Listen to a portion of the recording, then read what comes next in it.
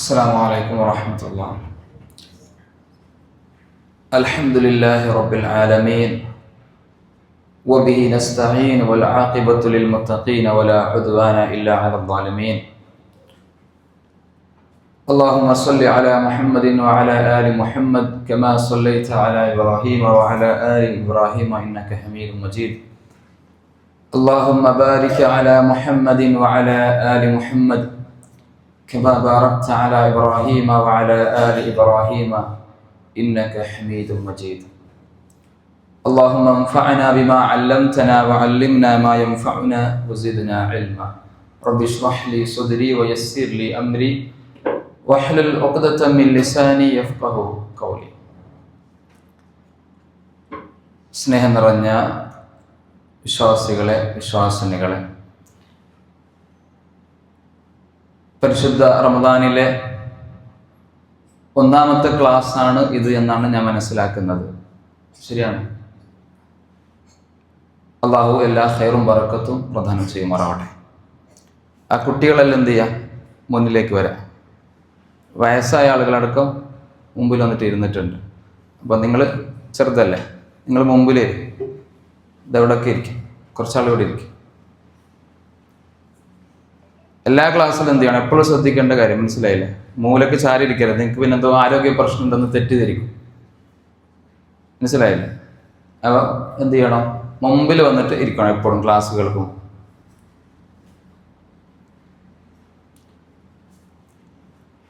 ഏതായാലും ഖുർആനുമായി ബന്ധപ്പെട്ട ഒരു വിഷയമാണ് ഏൽപ്പിച്ചിട്ടുള്ളത്. ഖുർആൻ ഹൃദയ വസന്തമാക്കാം എന്നതാണ് നമ്മുടെ വിഷയം. ഞാൻ ഒരു ആമുഖമായി ഒരു ചരിത്ര സംഭവം സൂചിപ്പിച്ചുകൊണ്ട് വിഷയത്തിലേക്ക് പ്രവേശിക്കാം.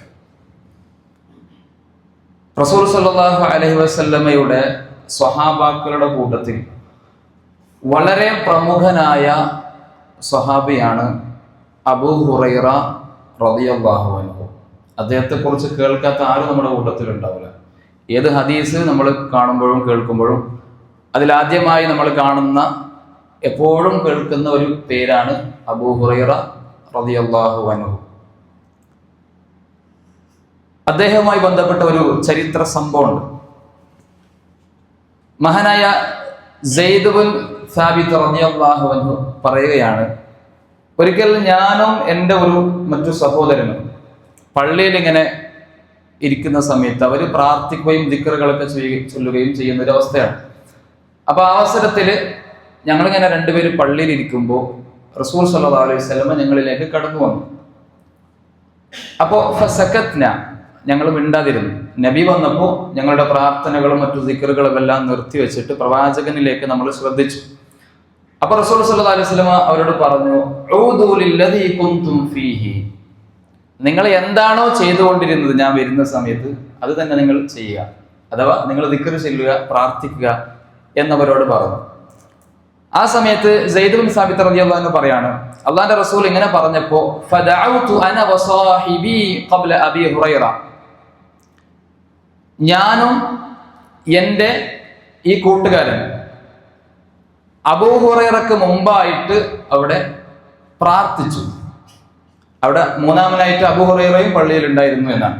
ഇങ്ങനെ മൂന്ന് പേരാണ് പള്ളിയിലുള്ളത്, സെയ്ദ് ബിൻ സാബിത്ത്, അബൂ ഹുറൈറ, പിന്നെ ഒരു വ്യക്തി, അദ്ദേഹത്തിന്റെ പേര് ഈ സംഭവത്തിൽ പറയുന്നില്ല. അപ്പൊ ഈ സെയ്ദ് ബിൻ സാബിത്ത് റളിയല്ലാഹു അൻഹു പറയാണ്, റസൂൽ സല്ലല്ലാഹു അലൈഹി വസല്ലം നിങ്ങൾ നിങ്ങളുടെ പ്രാർത്ഥനകളിൽ മുഴുകുക എന്ന് പറഞ്ഞപ്പോൾ ഞാനും എൻ്റെ കൂട്ടുകാരൻ എന്ത് ചെയ്തു, അബൂ ഹുറൈറക്ക് മുമ്പായിട്ട് പ്രാർത്ഥിച്ചു. ആ പ്രാർത്ഥിക്കുന്ന സമയത്ത് റസൂൽ സല്ലല്ലാഹു അലൈഹി വസല്ലം ആമീൻ പറയാണ്. ഇവരുടെ പ്രാർത്ഥനയ്ക്ക് അള്ളാന്റെ റസൂൽ ആമീൻ പറയുന്നുണ്ട്. അപ്പൊ അള്ളാന്റെ റസൂൽ ആമീൻ പറഞ്ഞാൽ ആ പ്രാർത്ഥന എന്തായാലും അള്ളാഹ് സ്വീകരിക്കും. അപ്പൊ കുറച്ചുകൂടി അവർക്ക് ആവേശം കൂടി, അവർ ആത്മാർത്ഥമായിട്ട് പ്രാർത്ഥിച്ചു. അങ്ങനെ ഇവരുടെ പ്രാർത്ഥന കഴിഞ്ഞപ്പോ അബൂ ഹുറൈറ റളിയല്ലാഹു അൻഹു പ്രാർത്ഥിച്ചു. അബൂ ഹുറൈറ റളിയല്ലാഹു അൻഹു പ്രാർത്ഥിച്ചത് ഇങ്ങനെയാണ്, അല്ലാഹുമ്മ ഇന്നി അസ്അലുക മിസ്ല മാ സഅലക സാഹിബായി വഅസ്അലുക ഇൽമൻ ലാ യുൻസാ. അദ്ദേഹം പ്രാർത്ഥിച്ചു, അല്ലാഹുമ്മ, അല്ലാഹുവേ, ഇന്നി അസ്അലുക, നിന്നോട് ഞാൻ ചോദിക്കുന്നു, മിസ്ല മാ സഅലക സാഹിബായ, തൊട്ടു മുമ്പ് രണ്ടാളുകൾ എൻ്റെ കൂട്ടുകാർ പ്രാർത്ഥിച്ച എന്താണോ അവർ ചോദിച്ചത് അതും ഞാൻ ചോദിക്കുന്നു. അതുകൂടാതെ വഅസ്അലുക ഇൽമൻ ലാ യുൻസാ, ഒരിക്കലും മറന്നു പോകാത്ത എപ്പോഴും ഓർമ്മയിൽ നിൽക്കുന്ന ഇൽമിനെ, അറിവിനെ നിന്നോട് ഞാൻ ചോദിക്കുന്നു എന്ന് അബൂ ഹുറൈറ റളിയല്ലാഹു അൻഹു പ്രാർത്ഥിച്ചു. നബി സല്ലല്ലാഹു അലൈഹി വസല്ലം ആമീൻ പറഞ്ഞു. അപ്പോൾ അബൂ ഹുറൈറ റളിയല്ലാഹു അൻഹു വഅസ്അലുക ഇൽമൻ ലാ യുൻസാ, ഒരിക്കലും മറന്നു പോകാത്ത ഇൽമിനെ ചോദിക്കുന്നു എന്ന് പ്രാർത്ഥിച്ചത് കണ്ടപ്പോൾ ഈ രണ്ടുപേർക്ക് എന്ത് ചെയ്തു? അവർക്കും ആവേശമായി, അവർക്കും താല്പര്യമായി. ഞങ്ങൾക്ക് ഇത് പ്രാർത്ഥിക്കാമായിരുന്നു. അവർക്ക് സങ്കടമായി, ഞങ്ങളിത് പ്രാർത്ഥിച്ചിട്ടില്ലല്ലോ, ഞങ്ങൾക്ക് അള്ളാന്റെ റസൂൽ ആമീൻ പറഞ്ഞില്ലല്ലോ. അപ്പൊ അവർ പ്രവാചകൻ സല്ലല്ലാഹു അലൈഹി വസല്ലമയോട് പറഞ്ഞു, യാ റസൂലല്ലാഹ്, അള്ളാന്റെ റസൂലെ, നഹ്നു നസ്അലുല്ലാഹ ഇൽമൻ ലാ യുൻസാ, ഞങ്ങളും മറന്നു പോകാത്ത അറിവിനെ അള്ളാഹുവിനോട് ചോദിക്കുന്നു, ഞങ്ങൾക്ക് വേണ്ടിയിട്ടും പ്രാർത്ഥിക്കണം എന്ന അർത്ഥത്തിൽ പറഞ്ഞു. അപ്പോൾ റസൂൽ സല്ലല്ലാഹു അലൈഹി വസല്ലം പറയാണ്, സബഖകുമാ ബിഹാ അൽ ഗുലാമു ദൗസി, നിങ്ങൾക്ക് അവസരമില്ല. ആ വിഷയത്തിൽ ദൗസ് ഗോത്രക്കാരനായ ആ ഗുലാം, ആ കുട്ടി അഥവാ അബൂ ഹുറൈറ, നിങ്ങൾ രണ്ടുപേരെയും മുൻകടന്നിരിക്കുന്നു. ആ ചാൻസ് ആർക്ക് പോയി? അബൂ ഹുറൈറ റളിയല്ലാഹു അൻഹുവിന് പോയി എന്നാണ്. അപ്പൊ ഈ ഒരു സംഭവം ഞാൻ ആമുഖമായിട്ട് പറഞ്ഞത്, ജീവിതത്തിൽ പ്രിയമുള്ളവരെ നമുക്ക് പല അവസരങ്ങളും വന്നു കിട്ടും. അപ്പൊ നമ്മുടെ മുമ്പിലേക്ക് വന്നു കിട്ടുന്ന അവസരങ്ങളെ ഉപയോഗപ്പെടുത്തുന്ന വിഷയത്തിൽ അബൂ ഹുറൈറ റളിയല്ലാഹു അൻഹുവിൽ മഹത്തായ ഒരു മാതൃക, ഒരു പാഠം ഈ ചരിത്രത്തിൽ ഉണ്ട് എന്നതുകൊണ്ടാണ് ഞാനിത് ആമുഖമായിട്ട് പറഞ്ഞത്. ഇവിടെ നോക്കുക, അബൂ ഹുറൈറ റളിയല്ലാഹു അൻഹു ചെയ്തത് എന്താ? അള്ളാന്റെ റസൂൽ ആമീൻ പറയുന്നുണ്ട് എന്ന് മനസ്സിലാക്കിയപ്പോ അതിനെ ഏറ്റവും നല്ല, തനിക്ക് ജീവിതത്തിൽ ഇഹത്തിലും പരത്തിലും ഉപകരിക്കുന്ന ഒരു കാര്യം ചോദിക്കാനുള്ള അവസരമാക്കിയിട്ട് അവിടെ മാറ്റാണ് ചെയ്യുന്നത്. അതാണ് മറ്റുള്ള രണ്ടുപേർക്ക് വിഷമായത്, ഞങ്ങൾക്കത് കിട്ടിയില്ലല്ലോ. അദ്ദേഹം പ്രാർത്ഥിച്ചെന്താ? ഒരിക്കലും മറക്കാത്ത ഇൽമിനെ റബ്ബേ നീ പ്രദാനം ചെയ്യണമെന്നാണ്. ഈ പ്രാർത്ഥനയുടെ ഫലമായിട്ട് എന്താ സംഭവിച്ചത്? അള്ളാന്റെ റസൂൽ സല്ലല്ലാഹു അലൈഹി വസല്ലമയിൽ നിന്ന് സ്വഹാബാക്കളുടെ കൂട്ടത്തിൽ, ലക്ഷക്കണക്കിന് വരുന്ന സ്വഹാബാക്കളുടെ കൂട്ടത്തിൽ ഏറ്റവും കൂടുതൽ ഹദീസ് റിപ്പോർട്ട് ചെയ്ത സ്വഹാബിയായിട്ട് മാറിയത് അബൂ ഹുറൈറ റളിയല്ലാഹു അൻഹു ആണ്. 5375ഓളം ഹദീസുകൾ അദ്ദേഹം റിപ്പോർട്ട് ചെയ്തിട്ടുണ്ട്. അബൂബക്കർ സിദ്ദീഖ് റളിയല്ലാഹു അൻഹു അത്ര സാധിച്ചിട്ടില്ല. മറ്റൊരു സ്വഹാബത്തിനും ഇത്രയും ഹദീസ് റിപ്പോർട്ട് ചെയ്യാൻ കഴിഞ്ഞിട്ടില്ല എന്നുള്ളതാണ്. അപ്പൊ ഇങ്ങനെയുള്ള പ്രവാചകന്റെ പ്രാർത്ഥനയുടെ ഫലമായിട്ടാണ് അത്രയും വലിയ ഒരു സ്ഥാനം അബൂ ഹുറൈറ റളിയല്ലാഹു അൻഹുവിന് ലഭിച്ചത്. അപ്പൊ ജീവിതത്തിൽ വന്നു കിട്ടുന്ന അവസരങ്ങൾ എന്ത് ചെയ്യണം? കണ്ടറിഞ്ഞിട്ട് അവിടെ നമ്മൾ ഉപയോഗപ്പെടുത്തണം എന്നതാണ്. പരിശുദ്ധ റമദാൻ എന്ന് പറയുന്നത് അല്ലാഹു സുബ്ഹാനഹു വ തആല നമുക്ക് മുമ്പിലേക്ക് ഇങ്ങനെ ഇട്ടു തന്ന ഏറ്റവും മഹത്തരമായ അവസരമാണ്. റമദാനിനേക്കാളും സഹോദരന്മാരെ നമുക്ക് നമ്മുടെ ജീവിതത്തിൽ വന്നു കിട്ടുന്ന മറ്റൊരു അവസരമില്ല എന്നാണ്. ഏറ്റവും നല്ല നമുക്ക് അവസരം എന്ന് പറഞ്ഞത് റമദാനാണ്. റമദാൻ ഒരു VIP ഗസ്റ്റാണ്, ഒരു ചില്ലറക്കാരനല്ല, മറിച്ച് ഏറ്റവും നല്ലൊരു അതിഥിയാണ് പരിശുദ്ധ റമദാൻ. നമ്മുടെ വീട്ടിലേക്ക് ഒരു അതിഥി വന്നാൽ, പ്രത്യേകിച്ചും അറിയപ്പെട്ട ഒരു പ്രമുഖനായ ഒരു വ്യക്തിയാണ് അതിഥിയായിട്ട് വരുന്നതെന്ന് വിചാരിക്കുക. ഒരു മന്ത്രിയോ അല്ലെങ്കിൽ അങ്ങനെയുള്ള വലിയൊരു സ്ഥാനത്ത് നിൽക്കുന്ന ഒരാൾ അതിഥിയായിട്ട് വന്നാൽ നമ്മൾ എങ്ങനെയായിരിക്കും സ്വീകരിക്കുക? നമ്മൾ എത്ര പാവപ്പെട്ട ആളാണെങ്കിൽ പോലും സാധാ ഒരു സർബത്തായിരിക്കും നമ്മൾ കൊടുക്കുക, ഒരു നാരങ്ങ ജ്യൂസാണ് നമ്മൾ കൊടുക്കുക? അല്ല, നമ്മൾ എന്ത് ചെയ്യും? കഴിവിന്റെ പരമാവധി എങ്ങനെയെങ്കിലും ഒപ്പിച്ചിട്ട് ഏറ്റവും നല്ല പാനീയവും ഭക്ഷണവും എല്ലാവിധ സൗകര്യം ചെയ്തു കൊടുക്കും അതിഥിക്ക്. അത് അതിൻ്റെ ഒരു മര്യാദയാണ്, അല്ലേ? നമ്മൾ എന്തായാലും ചെയ്യൂലേ? ഉറപ്പാണ്. അതേ അവസരത്തിൽ ഒരു അതിഥി വന്നു ഈ രൂപത്തിൽ, നമ്മൾ കാര്യമായിട്ടൊന്നും ചെയ്തില്ല, അദ്ദേഹത്തെ പരിഗണിച്ചില്ല, എന്തായിരിക്കും അവസ്ഥ? നമുക്ക് തന്നെ പിന്നെ വല്ലാത്ത കുറ്റബോധം തോന്നും, മനസ്സിന് വല്ലാത്ത വിഷമം തോന്നും. എന്ത് പണിയാണ് ഞാൻ കാണിച്ചത്, ഞാൻ ചെയ്തത് വളരെ മോശമായി പോയി എന്ന് ഉറപ്പായിട്ട് നമ്മൾ പറയും, അല്ലെ? എന്തായാലും പറയും. അപ്പൊ പരിശുദ്ധ റമദാൻ എന്ന് പറയുന്നത് എന്താണ്? ഏറ്റവും നല്ല അതിഥിയാണ് എന്നതാണ്. അതുകൊണ്ട് തന്നെ ആ അതിഥിയെ ഏറ്റവും നല്ല രൂപത്തിൽ സ്വീകരിക്കുക, സൽക്കരിക്കുക എന്നുള്ളത് നമ്മളെ സംബന്ധിച്ചിടത്തോളം എന്താണ്? നിർബന്ധമാണ്, ബാധ്യതയാണ്. അതിഥി സൽക്കാരം ഈമാനിന്റെ ഭാഗമായിട്ടാണ് റസൂൽ സല്ലല്ലാഹു അലൈഹി വസല്ലം പഠിപ്പിച്ചത്. പ്രവാചകൻ എന്താ പറഞ്ഞത്? മൻ കാന യുഅ്മിനു ബില്ലാഹി വൽ യൗമിൽ ആഖിർ ഫൽയുക്രിം ദൈഫഹു.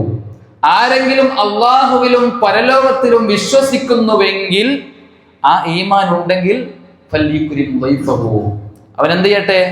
അവന്റെ അതിഥിയെ ആദരിക്കട്ടെ എന്ന് റസൂൽ സല്ലല്ലാഹു അലൈഹി വസല്ലം പറഞ്ഞിട്ടുണ്ട്. റമദാൻ എന്നുള്ളത് ഏറ്റവും നല്ല അതിഥിയാണ്. അതാക്കും ശഹ്റുൽ മുബാറക്, നബി സല്ലല്ലാഹു അലൈഹി വസല്ലം പറഞ്ഞു, അനുഗ്രഹീതമായ ഒരു മാസം ഇതാ വന്നു കിട്ടിയിരിക്കുന്നു എന്നുള്ളതാണ്. ആ രൂപത്തിലാണ് റമളാനിനെ നമ്മൾ മനസ്സിലാക്കേണ്ടത്. മഹാനായ ഇബ്രാഹിം അൻ-നഖൈ എന്ന് പറയുന്ന ഒരു പണ്ഡിതൻ പറയുന്നുണ്ട്, സൗമു യൗമിൻ മിൻ റമളാന അഫ്ളലു മിൻ അൽഫി യൗം. റമളാനിന്റെ ആ ഒരു വലുപ്പം, മഹത്വം അറിയാൻ വേണ്ടിയിട്ട് അദ്ദേഹം പറയാണ്, റമളാൻ മാസത്തിലെ ഒരു നോമ്പ് മറ്റുള്ള ദിവസങ്ങളിലെ 1000 നോമ്പിനേക്കാളും പ്രതിഫലാർഹമാണ്, മഹത്തരമാണ് എന്നാണ്. റമളാനിൽ നമ്മൾ ചെല്ലുന്ന ഒരു തസ്ബീഹ് അത് മറ്റുള്ള സമയങ്ങളിലെ 1000 തസ്ബീഹിനേക്കാളും ഉത്തമമാണ്. റമളാനിലെ ഒരു റക്അത്ത് നമ്മൾ നിസ്കരിച്ചാൽ അത് അഫ്ളലു മിൻ അൽഫി റക്അ, 1000 റക്അത്തിനേക്കാളും, മറ്റുള്ള സമയങ്ങളിലെ 1000 റക്അത്തിനേക്കാളും മഹത്തരമാണ് എന്ന് അദ്ദേഹം പറയുന്നത് കാണാം. സുബ്ഹാനല്ലാഹ്, എത്ര വലിയ പ്രതിഫലമാണ് സഹോദരന്മാരെ റബ്ബ് നമുക്ക് ഓഫറാക്കി തരുന്നത്. അപ്പൊ അങ്ങനെയുള്ള റമളാനിലാണ് നമ്മളുള്ളത് എന്ന ഒരു ബോധം നമുക്ക് ആദ്യമായിട്ടുണ്ടാവണം. അതാണ് ആമുഖമായിട്ട് എന്നോട് നിങ്ങളോട് സൂചിപ്പിക്കാനുള്ളത്. ചില്ലറക്കാരനല്ല ഈ മാസം, അത്രയും മഹത്തരമായ ഒരു മാസത്തിലാണ് ഞാൻ ഇപ്പോൾ ജീവിച്ചു കൊണ്ടിരിക്കുന്നത് എന്ന് നമുക്ക് ആ ഒരു ബോധം ഉണ്ടാവണം മനസ്സിലേക്ക്. അതുകൊണ്ടാണ് ഞാൻ ഇത് ആമുഖമായിട്ട് പറഞ്ഞത്. പരിശുദ്ധ റമളാനിൽ നമുക്ക് എല്ലാവർക്കും അറിയാം, റമളാൻ വരുമ്പോൾ നമ്മുടെ ഒക്കെയും എല്ലാവരുടെയും, കുട്ടികളടക്കം എല്ലാവരുടെയും മനസ്സിലേക്ക് പ്രായവ്യത്യാസമില്ലാതെ, പുരുഷനെന്നോ സ്ത്രീയെന്നോ വ്യത്യാസമില്ലാതെ എല്ലാവരുടെ മനസ്സിലേക്ക് ഒരുപോലെ കടന്നു വരുന്ന ഒരു ഇബാദത്താണ് വിശുദ്ധ ഖുർആനിന്റെ പാരായണം എന്ന് പറയുന്നത്, അല്ലെ? റമളാൻ മാസം വരുമ്പോൾ ഖുർആനിനോട് നമുക്ക് വല്ലാത്ത സ്നേഹമാണ്. ഖുർആനിനെ നമ്മൾ നല്ല രൂപത്തിൽ എന്ത് ചെയ്യും? സ്നേഹിക്കും.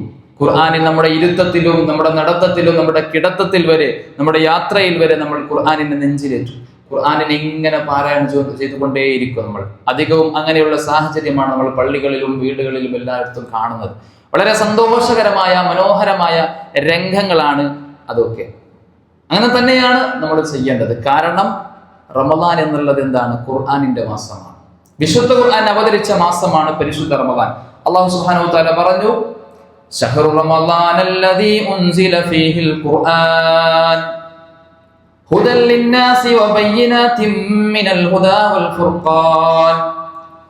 റമളാൻ എന്ന് പറയുന്നത് വിശുദ്ധ ഖുർആൻ അവതരിച്ച മാസമാണ്. എന്തിനാണ് വിശുദ്ധ ഖുർആൻ അവതരിച്ചത്? ഹുദൽ ലിന്നാസി വബയ്യിനാത്, ഹുദൽ ലിന്നാസ് ജനങ്ങൾക്ക് സന്മാർഗമായിട്ടാണ്, വബയ്യിനാതിൻ മിനൽ ഹുദാ വൽ ഫുർഖാൻ നേർമാർഗം കാണിക്കുന്നതും സത്യവും അസത്യവും വേർതിരിച്ച് മനസ്സിലാക്കുവാനുള്ള വേദഗ്രന്ഥമായിട്ടാണ് വിശുദ്ധ ഖുർആനിനെ റമളാൻ മാസത്തിലാണ് അവതരിപ്പിച്ചത് എന്ന് വിശുദ്ധ ഖുർആനിൽ അല്ലാഹു സുബ്ഹാനഹു വ തആല കൃത്യമായി പറഞ്ഞിട്ടുണ്ട്. റമളാനിൽ എപ്പോഴാണ് ഖുർആൻ അവതരിച്ചത്? ഏത് സമയത്താണ്? ഏത് ദിവസത്തിലാണ്? അറിയോ? എപ്പോഴാണ് അവതരിച്ചത്? റമളാനിലെ അവസാനത്തെ 10 ഏത് ദിവസത്തിലാണ്? ഇന്നാ അൻസൽനാഹു ഫീ ലൈലത്തിൽ ഖദർ. ലൈലത്തുൽ ഖദർ, അല്ലെ? ലൈലത്തുൽ ഖദറിന്റെ രാത്രിയിലാണ് വിശുദ്ധ ഖുർആൻ അവതരിപ്പിക്കപ്പെട്ടിട്ടുള്ളത് എന്നതാണ്. അതാണ് റമളാനിന്റെ ഏറ്റവും വലിയ സവിശേഷത. ഖുർആൻ അവതരിച്ച മാസമാണ് എന്നുള്ളതാണ്. ഖുർആൻ അവതരിച്ചു എന്ന് പറയുമ്പോൾ നമ്മൾ മനസ്സിലാക്കേണ്ട ഒരു കാര്യം, 2 രീതിയിലാണ് ഖുർആനിന്റെ അവതരണം ഉണ്ടായിട്ടുള്ളത്. അതിൽ ഒന്ന്, ഈ ആയത്തിൽ പറഞ്ഞതുപോലെ ലൈലത്തുൽ ഖദറിന്റെ രാത്രിയിൽ അവതരിച്ചത് ഏത് അവതരണമാണ്? അത് വിശുദ്ധ ഖുർആൻ നമ്മൾ ഇന്ന് കാണുന്ന രൂപത്തിൽ 30 ജുസ് അടങ്ങുന്ന രൂപത്തിൽ എല്ലാം ഉൾക്കൊള്ളുന്ന രൂപത്തിലുള്ള മൊത്തത്തിലുള്ള ഒരു അവതരണമാണ്. എന്ന് പറഞ്ഞാൽ ഇബ്നു അബ്ബാസ് റളിയല്ലാഹു അൻഹു പറയുന്നുണ്ട്, അൻസലല്ലാഹുൽ ഖുർആന ജുംലതൻ വാഹിദൻ മിനൽ ലൗഹിൽ മഹ്ഫൂദ് ഇലാ ബൈത്തിൽ ഇസ്സ മിനസ് സമാഇദ് ദുനിയ. അല്ലാഹു സുബ്ഹാനഹു വ തആല ഈ ലൈലത്തുൽ ഖദറിന്റെ രാത്രിയിൽ അല്ലാഹുവിന്റെ ലൗഹിൽ മഹ്ഫൂദിൽ നിന്നും, അല്ലാഹുവിന്റെ എല്ലാ കാര്യങ്ങളും രേഖപ്പെടുത്തി വെക്കുന്നതിലാണല്ലോ, ആ ലൗഹിൽ മഹ്ഫൂദിൽ നിന്നും 1-ാം ആകാശത്തുള്ള ബൈത്തുൽ ഇസ്സ എന്ന് പറയുന്ന സ്ഥലത്തേക്ക് അല്ലാഹു സുബ്ഹാനഹു വ തആല അവതരിപ്പിച്ചു എന്നതാണ്. അത് ഏത് രൂപത്തിലാണ്? മൊത്തത്തിലായിട്ട് ഖുർആനിനെ അവതരിപ്പിച്ചു. അതാണ് ഖുർആനിന്റെ 1-ാമത്തെ അവതരണം. ആ അവതരണമാണ് ഇവിടെ ലൈലത്തുൽ ഖദറിന്റെ രാത്രിയിൽ അവതരിച്ചു എന്നത് കൊണ്ട് ഉദ്ദേശിച്ചത് എന്ന് നമ്മൾ മനസ്സിലാക്കണം. 2-ാമത്തെ അവതരണം ഏതാണ്? നബി സല്ലല്ലാഹു അലൈഹി വസല്ലമ തങ്ങൾക്ക് ഘട്ടം ഘട്ടമായി പ്രവാചകൻ ഒറ്റയടിക്ക് ഖുർആൻ അവതരിച്ചതാണോ? അല്ലല്ലോ. മറിച്ച് പ്രവാചകൻക്ക് സാഹചര്യവും സന്ദർഭവും ഒക്കെ അനുസരിച്ച് വ്യത്യസ്തമായ സാഹചര്യത്തിലൂടെയാണ്, സന്ദർഭങ്ങളിലായിട്ടാണ് ഖുർആൻ അവതരിച്ചിട്ടുള്ളത്. പ്രത്യേകമായി എന്തെങ്കിലും ഒരു വിഷയം വരുമ്പോൾ ചില ആയത്തുകൾ അവതരിക്കും. ഇങ്ങനെ ആ രൂപത്തിലാണ് ഖുർആനിന്റെ രണ്ടാമത്തെ അവതരണം. ഇതാണ് രണ്ടാമത്തെ അവതരണമായി നമ്മൾ മനസ്സിലാക്കേണ്ടത്. അതാണ് ഇവിടെ ഇബ്നു അബ്ബാസ് റളിയല്ലാഹു അൻഹു പറയുന്നത്, സുമ്മ നസ്സല മുഫസ്സലൻ ബിഹസബിൽ വഖാഇ ഫീ 23 സന അലാ റസൂലില്ലാഹി സ്വല്ലല്ലാഹു അലൈഹി വസല്ലം. പിന്നീടാണ് നബി സല്ലല്ലാഹു അലൈഹി വസല്ലം തങ്ങൾക്ക് 23 വർഷങ്ങൾക്കിടയിലായിക്കൊണ്ട് ഘട്ടം ഘട്ടമായിട്ട് ഖുർആൻ അവതരിച്ചത്. ഇങ്ങനെ രണ്ട് രീതിയിലാണ് വിശുദ്ധ ഖുർആൻ അവതരിച്ചിട്ടുള്ളത് എന്നതാണ് നമ്മൾ ആ വിഷയത്തിൽ മനസ്സിലാക്കേണ്ട കാര്യം. ഏതായാലും പരിശുദ്ധ റമദാനിൽ ഖുർആൻ അവതരിച്ചു എന്നതുകൊണ്ട് തന്നെ ഖുർആനുമായിട്ട് വല്ലാത്ത ഒരു ആത്മബന്ധം റമദാനിൽ നമ്മൾ സ്ഥാപിക്കണം എന്നുള്ളത് തീർച്ചയാണ്. അതിലൊരു തർക്കമില്ല. സലഫുകളുടെയൊക്കെ ചരിത്രം പരിശോധിച്ചാൽ നമ്മുടെ പൂർവികരായ മുൻഗാമികളായ പണ്ഡിതന്മാർ റമദാനിൽ ഏറ്റവും കൂടുതൽ ശ്രദ്ധിച്ചിരുന്നത് വിശുദ്ധ ഖുർആനിന്റെ പാരായണമാണ് എന്നതാണ്. ഇവിടെ നമ്മുടെ നാട്ടിലൊക്കെ റമദാനിലാണ് കൂടുതൽ ക്ലാസ്സുകളും ദർസുകളൊക്കെ നടക്കുക, അല്ലെ? കൂടുതൽ ക്ലാസ് നമ്മൾ റമദാനിൽ സംഘടിപ്പിക്കും. ചില പള്ളിയിലൊക്കെ 90 ക്ലാസ്സാണ്. സുബഹിക്ക് ശേഷം ഉണ്ടാവും 30 ദിവസം, തറാവിക്ക് ശേഷം ഉണ്ടാവും 30, 60, പിന്നെ ളുഹറിന് ശേഷം 30 ദിവസം, 90 ക്ലാസ്. ചിലയിടത്ത് ഇതുപോലെ ഞായറാഴ്ചകളിലും. ഇങ്ങനെ ഏതായാലും റമദാനിനാണ് മറ്റുള്ള എല്ലാ മാസങ്ങളെക്കാളും ക്ലാസ്സുകൾ കൂടുതലുള്ളത്. പക്ഷെ നമ്മുടെ സലഫുകളുടെ ചരിത്രം പരിശോധിച്ചാൽ അവർ റമദാൻ വന്നു കഴിഞ്ഞാൽ പിന്നെ മറ്റുള്ളവരുടെ ദർസുകളും മറ്റു ക്ലാസ്സുകളൊക്കെ അവസാനിപ്പിച്ച് ഈ ഇബാദാത്തുകളിലേക്ക്, ഖുർആൻ പാരായണത്തിലേക്കൊക്കെ കൂടുതലായി അവർ വ്യാപൃതരാകും എന്നുള്ളതാണ്. പക്ഷെ നമ്മുടെ നാട്ടിന്റെ അവസ്ഥയെ സംബന്ധിച്ചിടത്തോളം, ആളുകളുടെ അവസ്ഥയെ വെച്ച് നോക്കുമ്പോൾ റമദാനിൽ തന്നെയാണ് കൂടുതൽ ക്ലാസ് വേണ്ടത്. കാരണം റമദാൻ അല്ലാത്ത മാസത്തിൽ എന്തായാലും കിട്ടൂല. അതുകൊണ്ട് റമദാനിൽ കിട്ടിയ അവസരത്തിൽ നമ്മൾ എന്ത് ചെയ്യാണ്, ശരിക്കും മാക്സിമം ക്ലാസ്സുകൾ വെച്ചിട്ട് ആളുകളെ ഉത്ബോധിപ്പിക്കുകയാണ്. അപ്പൊ അത് തെറ്റെന്നല്ല കേട്ടോ ഞാൻ പറഞ്ഞത്. സലഫുകൾ അങ്ങനെ ചെയ്യാൻ ഒരു കാരണമുണ്ട്. നമ്മൾ ഇന്ന് ഇങ്ങനെ ചെയ്യാൻ, ക്ലാസ്സുകൾ കൂടുതൽ സംഘടിപ്പിക്കാൻ ഒരു ഹിക്മത്തുണ്ട്. അത് തെറ്റ് എന്നർത്ഥത്തിൽ പറഞ്ഞല്ല, അത് തന്നെയാണ് വേണ്ടത്. അപ്പൊ അങ്ങനെയായിരുന്നു സലഫുകളുടെ അവസ്ഥ. ഇമാം ഷാഫി റഹിമഹുള്ളാഹിയെ കുറിച്ച് പറയുന്നത്, വകാന ലിശ്ശാഫിഈ ഫീ റമദാന 60 ഖത്മതൻ. ഇമാം ഷാഫി റഹിമഹുള്ളാഹി റമദാൻ വന്നാൽ 60 ഖത്ം തീർക്കുന്നതാണ്. 60 പ്രാവശ്യം ഖുർആൻ മുഴുവൻ ഓതി തീർക്കുമെന്നാണ് പറയുന്നത്. അപ്പൊ ഞാൻ ഈ ഒരു സംഭവം ഖുത്ബയിൽ പറഞ്ഞപ്പോൾ ഖുത്ബ കഴിഞ്ഞിട്ട് ഒരു സഹോദരനോട് ചോദിച്ചു, എങ്ങനെ 60 ഖത്ം തീർക്കാൻ പറ്റും, അത് പോസിബിൾ ആണോ എന്ന് ചോദിച്ചു. സംഭവം നമ്മുടെ ചിന്ത വെച്ചിട്ട് നോക്കുമ്പോൾ, നമ്മുടെ ഒരു സ്വഭാവം വെച്ച് നോക്കുമ്പോൾ നമുക്ക് ഉൾക്കൊള്ളാൻ കഴിയാത്ത സംഗതിയാണ്. നമുക്ക് ഒരു ഖത്തം തന്നെ നമ്മുടെ അവസ്ഥ അറിയാം. അപ്പൊ 60 ഖത്തം തീർക്കാന്ന് പറഞ്ഞാൽ ചെറിയ വിഷയമല്ല. പക്ഷെ അത് സാധ്യമാണ്, അവരെ സംബന്ധിച്ചിടത്തോളം സാധ്യമാണ്. കാരണം 60 ഖത്തം തീർക്കാൻ ഒരു ദിവസത്തിൽ 24 മണിക്കൂർ കിട്ടുമല്ലോ. അപ്പൊ ഏകദേശം ഒരു 12 മണിക്കൂർ മാക്സിമം മതിയാവും 2 ഖത്തം ഒരു ദിവസം തീർക്കാൻ. തുടർച്ചയായിട്ട് പാരായണം ചെയ്താൽ ഒരു 12-13 മണിക്കൂർ തുടർച്ചയായിട്ട് നമ്മൾ ഇരുന്നാൽ നമുക്ക് ഖത്തം തീർക്കാൻ പറ്റും. 2 ഖത്തം, ഒരു ഖത്തം തീർക്കാൻ ഒരു 6 മണിക്കൂർ, 6-6.5 മണിക്കൂർ ഇരുന്നാൽ പറ്റും. 30 ദിവസം ഒറ്റ ദിവസം ഓതി കൊടുക്കുന്ന ഹാഫിലുകളായ കുട്ടികളൊക്കെ ഉണ്ട്. അപ്പൊ അത് പറ്റാത്ത കാര്യമൊന്നല്ല എന്നാണ് ഞാൻ പറയുന്നത്. ആ രൂപത്തിൽ അവർ ശ്രദ്ധിച്ചിട്ടുണ്ടാവും. അതിന് പുറമെ അവർക്ക് എന്തുണ്ട്, ബറക്കത്തുണ്ട്. അവരുടെ സമയത്തിൽ ബറക്കത്തുണ്ട്. നമ്മളെ പോലെയല്ല. അതാണ് അതിന്റെ ഒരു കാരണം. അപ്പൊ ഏതായാലും ഇമാം ഷാഫി റഹിമഹുള്ളയും ഇതുപോലെയുള്ള മറ്റു പല പണ്ഡിതന്മാരും 30ഉം 60ഉം ഒക്കെ ഖത്തം തീർത്തതായിട്ട് ധാരാളം നമുക്ക് കാണാൻ പറ്റും. അപ്പൊ അതുകൊണ്ട് സഹോദരന്മാരെ, എനിക്ക് പറയാനുള്ളത്, നമ്മൾ എന്ത് ചെയ്യണം, ഈ അവസരത്തിൽ ഒന്നാമതായിട്ട് ഒരു തീരുമാനം എടുക്കണം. അതെന്താണ്? ഏറ്റവും ചുരുങ്ങിയത്, നമുക്കിപ്പോൾ 60 എന്തായാലും കഴിയില്ല, നമുക്ക് ചിന്തിക്കാൻ പോലും പറ്റില്ല. നമ്മൾ എന്ത് ചെയ്യാം, ഒരു ഖത്തെങ്കിലും തീർക്കണം. ഒരു ഖത്തം നമുക്ക് തീർക്കാൻ നമുക്ക് പ്രയാസമുണ്ട്. എത്ര സമയമുണ്ട് നമുക്ക്? ഒരു ഖത്തമെങ്കിലും ഇൻഷാ അല്ലാഹ് ഈ റമദാൻ കഴിയുമ്പോൾ ഞാൻ തീർത്തിരിക്കും, എൻ്റെ ഭാര്യ തീർത്തിരിക്കും, എൻ്റെ മക്കള് തീർത്തിരിക്കും. ആ രൂപത്തിൽ നമ്മൾ എന്ത് ചെയ്യണം, ഇടപെടണം. അപ്പൊ ആദ്യമായിട്ട് ഒരു ആത്മപരിശോധന നടത്തുക, ഒരു വിചാരണ നടത്തുക. അതെന്തറിയോ, നമുക്കിപ്പോൾ കുറെ റമദാൻ കിട്ടിയല്ലോ. എത്ര റമദാൻ നമുക്ക് ഓരോരുത്തർക്ക് കിട്ടി? അപ്പൊ കഴിഞ്ഞ ഇതുവരെയുള്ള എൻ്റെ റമദാൻ എങ്ങനെയായിരുന്നു? നമ്മൾ ഓരോരുത്തരെ ഒന്നിങ്ങനെ ചിന്തിക്കാം. എന്നിട്ട് ഇൻഷാ അല്ലാഹ് അള്ളാഹു തൗഫീഖ് ചെയ്താൽ 30 ദിവസം മുഴുവനായി റമദാൻ എനിക്ക് ലഭിച്ചാൽ എന്റെ ജീവിതത്തിൽ ഇതുവരെ കിട്ടാത്ത, ഇതുവരെ ഞാൻ ചെയ്യാത്ത രൂപത്തിൽ ഈ റമദാനിനെ സൽക്കർമ്മം ചെയ്തുകൊണ്ട് ഞാൻ സമ്പന്നമാക്കും. കഴിഞ്ഞ എല്ലാ റമദാനിനേക്കാളും ഈ റമദാനിനെ ഞാൻ അടിപൊളിയാക്കും എന്ന് നമ്മൾ തീരുമാനിക്കണം.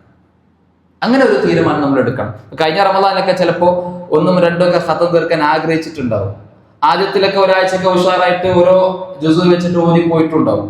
പിന്നെ അവസാനം നമ്മൾ ബാക്കോട്ട് അടിച്ചിട്ടുണ്ടാവും. ഒരു 10-20 ദിവസം കഴിയുമ്പോൾ നമുക്ക് തിരക്കായി, പിന്നെ ഒരു 4-5 ജ്യൂസ് ബാക്കിലായി, പിന്നെ നമുക്ക് തന്നെ തോന്നി ഇന്നെന്താ എന്നെ കൊണ്ട് കഴിയില്ല, അത്രയും ബാക്കിലാണ്, അതിനുള്ള സമയമില്ല എന്ന് വിചാരിച്ചിട്ട് ഒരു 10-20 ജ്യൂസിലേക്ക് അവസാനിപ്പിച്ചിട്ടുണ്ടാവും. നമ്മിൽ അധികം ആളുകൾ, മിക്കവാറും അധികം ആളുകൾ എന്ത് ചെയ്തിട്ടുണ്ടാവില്ല, പൂർത്തിയാക്കിയിട്ടുണ്ടാവില്ല.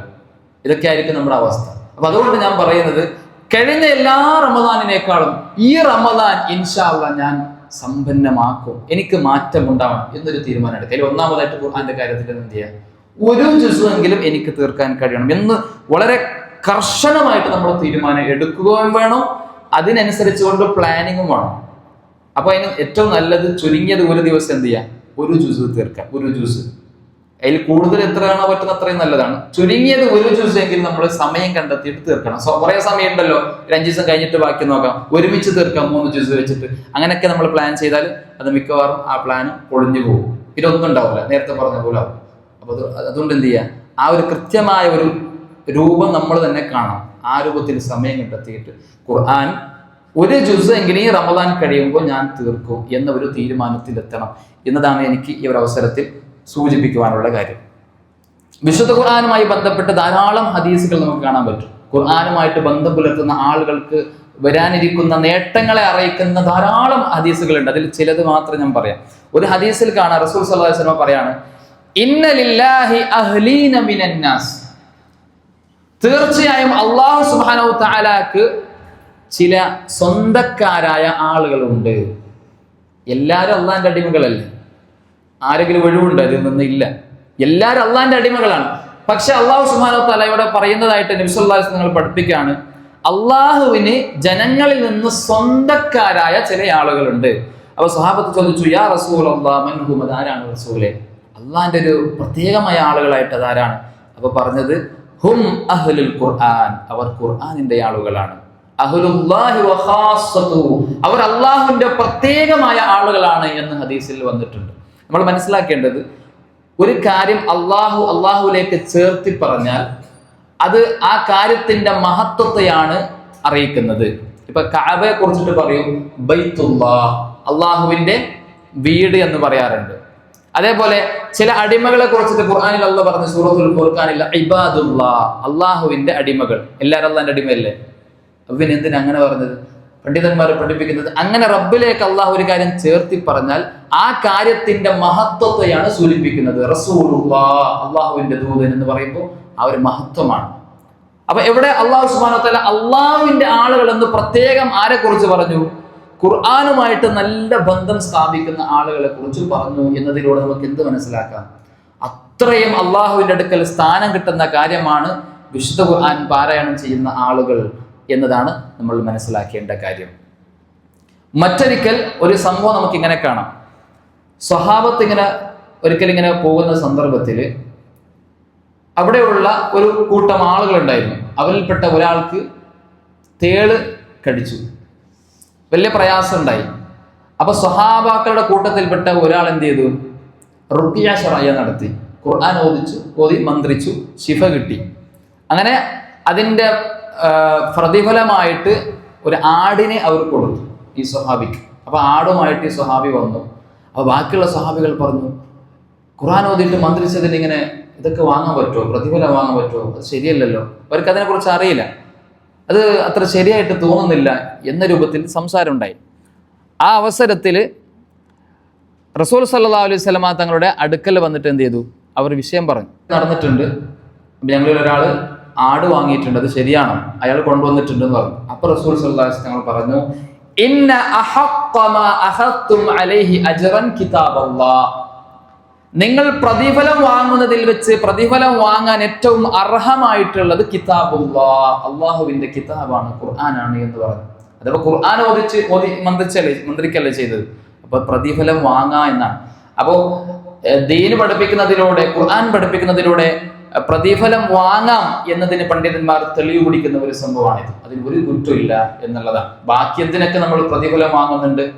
അപ്പൊ ഖുർആൻ പഠിപ്പിച്ചതിന്, അത്രയും മഹത്തരമായ ഒരു ദീനിയായ കാര്യം പഠിപ്പിച്ചതിന് എന്തുകൊണ്ട് വാങ്ങിക്കൂടാ എന്ന നിലക്ക് ചർച്ച ചെയ്തുകൊണ്ട് ഈ ഹദീസിനെ തെളിവാക്കിക്കൊണ്ട് അത് വാങ്ങാം, ഒരു കുഴപ്പമില്ല എന്ന് പണ്ഡിതന്മാർ പറഞ്ഞത് നമുക്ക് കാണാൻ സാധിക്കും എന്നുള്ളതാണ് നമ്മൾ മനസ്സിലാക്കേണ്ട കാര്യം.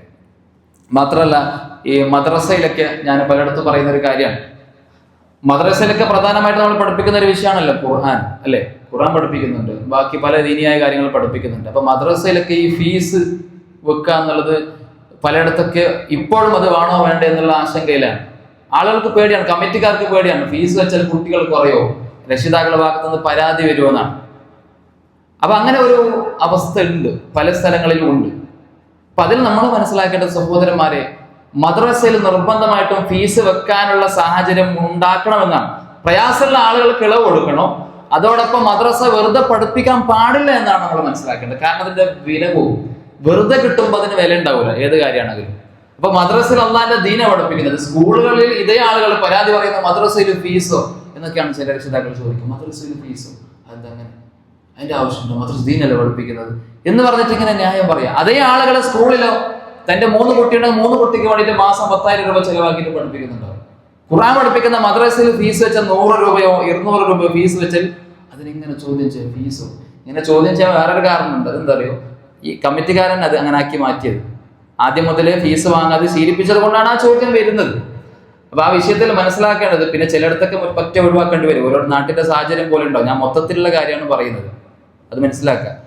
നമ്മൾ പഠിപ്പിക്കുന്നത് ഖുർആനാണ്, ദീനാണ്. അതുകൊണ്ട് പ്രയാസമില്ലാത്ത സ്കൂളുകളിലൊക്കെ ഇത്രയും വലിയ ഫീസ് കെട്ടി പഠിപ്പിക്കുന്ന രക്ഷിതാക്കളിൽ നിന്ന് ഫീസ് വാങ്ങണമെന്നാണ് നമ്മൾ മനസ്സിലാക്കേണ്ടത്. നമ്മളതിനെ കുറച്ചിലായിട്ട് കാണേണ്ട ഒരു ആവശ്യമില്ല, ദീനാണ് പഠിപ്പിക്കുന്നത്. അപ്പൊ അതിൽ ആ രൂപത്തിലുള്ള ഒരു ബേജാറ് നമുക്ക് ആവശ്യമില്ല എന്നതാണ് ഞാൻ സാന്ദർഭികമായിട്ട് പറയുന്നത്. കാരണം ഖുർആൻ പഠിപ്പിക്കുകയാണ് എന്നുള്ളതാണ്. അപ്പൊ വിശുദ്ധ ഖുർആൻ പഠിപ്പിക്കുകയും വിശുദ്ധ ഖുർആനുമായിട്ട് ബന്ധം സ്ഥാപിക്കുകയും ചെയ്യുക എന്നുള്ളത് അത്രയും പ്രതിഫലം ലഭിക്കുന്ന ഒരു വിഷയമാണ് എന്നുള്ളതാണ്. എന്നാൽ വളരെ സങ്കടകരമെന്ന് പറയട്ടെ, ഇതൊക്കെ പറഞ്ഞാലും ഖുർആനെ കുറിച്ചിട്ട് ഇനിയിപ്പോ 30 ദിവസം നമ്മൾ ക്ലാസ് കേട്ടാലും നമ്മുടെ അവസ്ഥ എന്താ? റമദാനിലൊക്കെ കുറച്ച് താല്പര്യം ഉണ്ടാവും, അല്ലെ? റമദാൻ തീരുന്നവരെ ഖുർആനോടുള്ള ഈ ഒരു സ്നേഹം നമുക്ക് ഉണ്ടാവും. റമദാൻ കഴിഞ്ഞാലോ, പരിശുദ്ധ റമദാൻ കഴിഞ്ഞാൽ പ്രിയമുള്ളവരെ നമ്മളെ സ്വഭാവം എന്താ? പഴയ അതേ സ്വഭാവം. എത്ര ഖുതുബ കേട്ടിട്ട് കാര്യം, നിങ്ങൾ പറഞ്ഞോളൂ ഞങ്ങൾ ഇങ്ങനെയൊക്കെ തന്നെ എന്ന ഒരു മൈൻഡിലാണ് ആളുകൾ. എത്രയായാലും മാറുന്നില്ല. റമദാൻ കഴിഞ്ഞതോടുകൂടി ഖുർആനുമായിട്ടുള്ള എല്ലാ ബന്ധവും അവസാനിപ്പിക്കും. പിന്നെ ഖുർആനുമായിട്ട് ഒരു ബന്ധമില്ല. അങ്ങനെയുള്ള ആളുകൾ നമുക്ക് കാണാം. ഈ വിഷയത്തിൽ ഈ അടുത്ത് കേട്ട ഒരു കഥയുണ്ട്. അത് കേവലം ഒരു കഥയല്ല, നമുക്ക് നല്ലോണം ചിന്തിക്കാൻ പറ്റുന്ന ഒരു കഥയാണ്. അതും കൂടി ഞാൻ പറയാം. പണ്ട് ഒരു നാട്ടില് ഒരു ഇമാമും, ആ ഇമാമിനെ നോമ്പ് തുറക്കായിട്ട് ആ നാട്ടിലുള്ള നല്ലവരായ ഒരു ഭാര്യ ഭർത്താവ് ക്ഷണിക്കാൻ തീരുമാനിച്ചു. സ്വാഭാവികമായിട്ട് ഇമാമിനൊക്കെ പള്ളിയിൽ നോമ്പ് തുറക്കാനൊക്കെ വിളിക്കുമല്ലോ. ഇപ്പൊക്കെ കുറവാണ്, പണ്ടൊക്കെ ഭയങ്കര സംഭവമായിരുന്നു. ഇപ്പൊക്കെ ആ പരിപാടി ഒന്നും ഇല്ല. അങ്ങനെ ഏതായാലും ഒരു നാട്ടിൽ അങ്ങനെ സംഭവിച്ചു. ഒരു ഇമാമിനെ അവരെന്ത് ചെയ്തു? നോമ്പ് തുറക്കായിട്ട് ക്ഷണിച്ചു. ഇങ്ങനെ ഇമാം വീട്ടിലെത്തി. അപ്പൊ നോമ്പ് തുറക്കുന്ന സമയത്ത് ഈ ഭാര്യയും ഭർത്താവും അടുക്കളയിൽ ഇങ്ങനെ കാര്യങ്ങൾ ഇങ്ങനെ റെഡിയാക്കുന്ന സമയത്ത് മേശപ്പുറത്ത് ഒരു 1000 രൂപ വെച്ചിരുന്നു. അപ്പൊ ഇമാം മാത്രമാണ് അവിടെ മുമ്പിലുള്ളത്, ഇവർ രണ്ടുപേരും അടുക്കളയിലാണ്. അപ്പോ ഈ കാറ്റ് വന്നപ്പോൾ ഈ 1000 രൂപ എന്ത് ചെയ്തു? താഴേക്ക് വീണു, അത് പാറിപ്പോയി. അപ്പോ ഈ ഇമാമ് ആ 1000 രൂപ എടുത്തിട്ട് അവിടെ തൊട്ടടുത്തുള്ള മേശപ്പുറത്തുള്ള ഖുർആനിന്റെ ഉള്ളിൽ വെച്ച് കൂട്ടി വെച്ച്, കാണാത്ത രൂപത്തിൽ ഖുർആന്റെ ഉള്ളിലായിട്ട് വെച്ച്. അപ്പൊ അങ്ങനെ ഈ വീട്ടുകാരിതൊന്നും ശ്രദ്ധിക്കുന്നില്ല, അവർക്ക് ഓർമ്മയില്ല. അങ്ങനെ നോമ്പ് തുറക്കെ കഴിഞ്ഞ് ഇമാം പള്ളിയിൽ പോയി, എല്ലാം കഴിഞ്ഞു. ആ രാത്രി തറാവിയൊക്കെ കഴിഞ്ഞ സമയത്ത് ഇങ്ങനെ പെട്ടെന്ന് ഭർത്താവിന് ഓർമ്മയായി. അദ്ദേഹം പറഞ്ഞു, ഇവിടെ ഒരു 1000 രൂപ വെച്ചിരുന്നല്ലോ ഈ മേശപ്പുറത്ത്, അത് ഇവിടെ പോയി. അപ്പൊ ഇങ്ങനെ ചിന്തിച്ചപ്പോ അവർ രണ്ടുപേരും ഒരേ ഒരു തീരുമാനത്തിലെത്തി. അതെന്താ?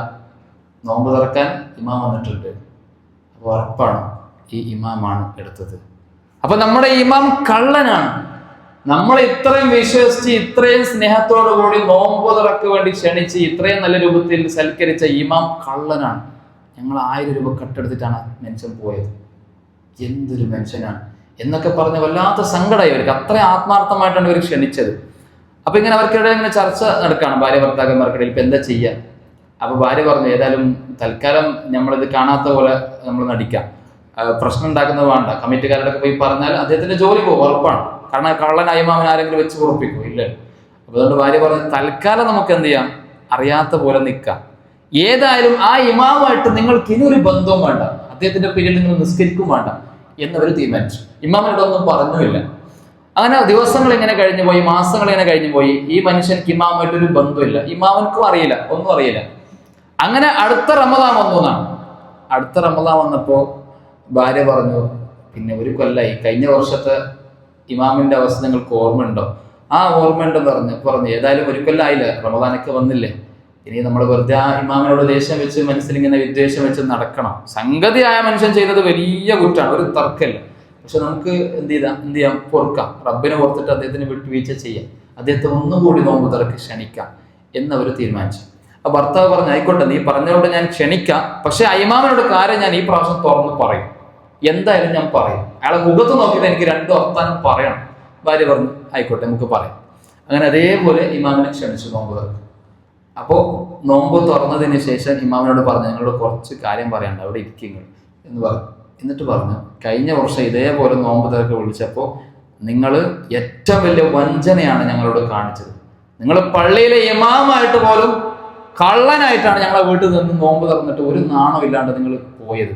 നിങ്ങൾ 1000 രൂപ കട്ടെടുത്തില്ലേ, ഞങ്ങൾക്കറിയാതെ, ഞങ്ങളുടെ മാന്യത കൊണ്ട് ആരോടും പറയാത്താണ് എന്നൊക്കെ പറഞ്ഞപ്പോൾ ഇമാം ഇങ്ങനെ കരയാൻ തുടങ്ങി. കണ്ണിൽ നിന്നും കണ്ണുനീർ ധാരധാരയായി ഒഴുകി. അപ്പോൾ ഇവർക്ക് സങ്കടമായി. അപ്പൊ അദ്ദേഹം പറഞ്ഞു, നിങ്ങൾ കരയണ്ട, സാരമില്ല, ഞാൻ ആരോടും പറഞ്ഞിട്ടില്ല, ഇനി പറയൂല, നിങ്ങൾ ബേജാറാവണ്ട, മേലാലും നിങ്ങൾ ആവർത്തിക്കരുത് എന്ന് പറഞ്ഞു. അപ്പോൾ ആ ഇമാമ് പറഞ്ഞതാണ്, ഞാൻ കരഞ്ഞത് നിങ്ങൾ എന്നെ കള്ളനാക്കിയതിന്റെ പേരിലല്ല, അതെനിക്കൊരു പ്രശ്നമില്ല. ഞാൻ കരയാനുള്ള കാരണം എന്തേ, നിങ്ങളുടെ 1000 രൂപ ഞാൻ കട്ടെടുത്തിട്ടില്ല. ആ 1000 രൂപ ഞാൻ അപ്പോൾ തന്നെ മേശപ്പുറത്തുണ്ടായിരുന്ന ഖുർആനിന്റെ ഉള്ളിലാണ് വെച്ചത്. എന്തിനാ ഖുർആനിൽ വെച്ചത്? നമ്മൾ വിശ്വാസികളാണ്, ഖുർആനാകുമ്പോൾ എല്ലാ ദിവസവും നമ്മൾ പാരായണം ചെയ്യുമല്ലോ, അപ്പൊ എന്തായാലും പെട്ടെന്ന് കിട്ടും. അപ്പൊ ഏറ്റവും ഭദ്രമായ സ്ഥലം അതാണെന്ന് മനസ്സിലാക്കിയിട്ട് ഞാൻ അതിൽ വെച്ചിട്ടുണ്ട്, നിങ്ങൾ ഇതിന് എടുത്തു നോക്കി എന്ന് പറഞ്ഞു. അപ്പൊ അവര് എടുത്തു നോക്കിയപ്പോൾ ആ പൈസ അതേ ഖുർആനിലുണ്ട്. അപ്പൊ അദ്ദേഹം പറഞ്ഞു, നിങ്ങൾ ഈ ഖുർആനോട് കാണിച്ച ഈ ഒരു ധിക്കാരം, ആ ഖുർആനുമായിട്ട് നിങ്ങൾക്ക് ഇത്രത്തോളം ബന്ധമില്ലാതായി പോയല്ലോ റബ്ബേ എന്ന് ഓർത്തിട്ടാണ് ഞാൻ കരഞ്ഞത് എന്ന് പറഞ്ഞു. അപ്പോഴാണ് ഇവർക്ക് ബോധോദയം ഉണ്ടായത്. അപ്പൊ ഇതൊരു കഥയാണ്. അപ്പൊ നോക്കിയേ, ഇതാണ് നമ്മളിൽ അധികം ആളുകളുടെയും അവസ്ഥ. റമദാൻ കഴിഞ്ഞാൽ പിന്നെ ഖുർആനുമായിട്ട് ഒരു ബന്ധം നമുക്കില്ല. സഹോദരന്മാർ, ഒരിക്കലും അങ്ങനെ ആവരുത്. ഈ പ്രാവശ്യമെങ്കിലും നമുക്കൊന്ന് മാറി ചിന്തിച്ചോളൂ.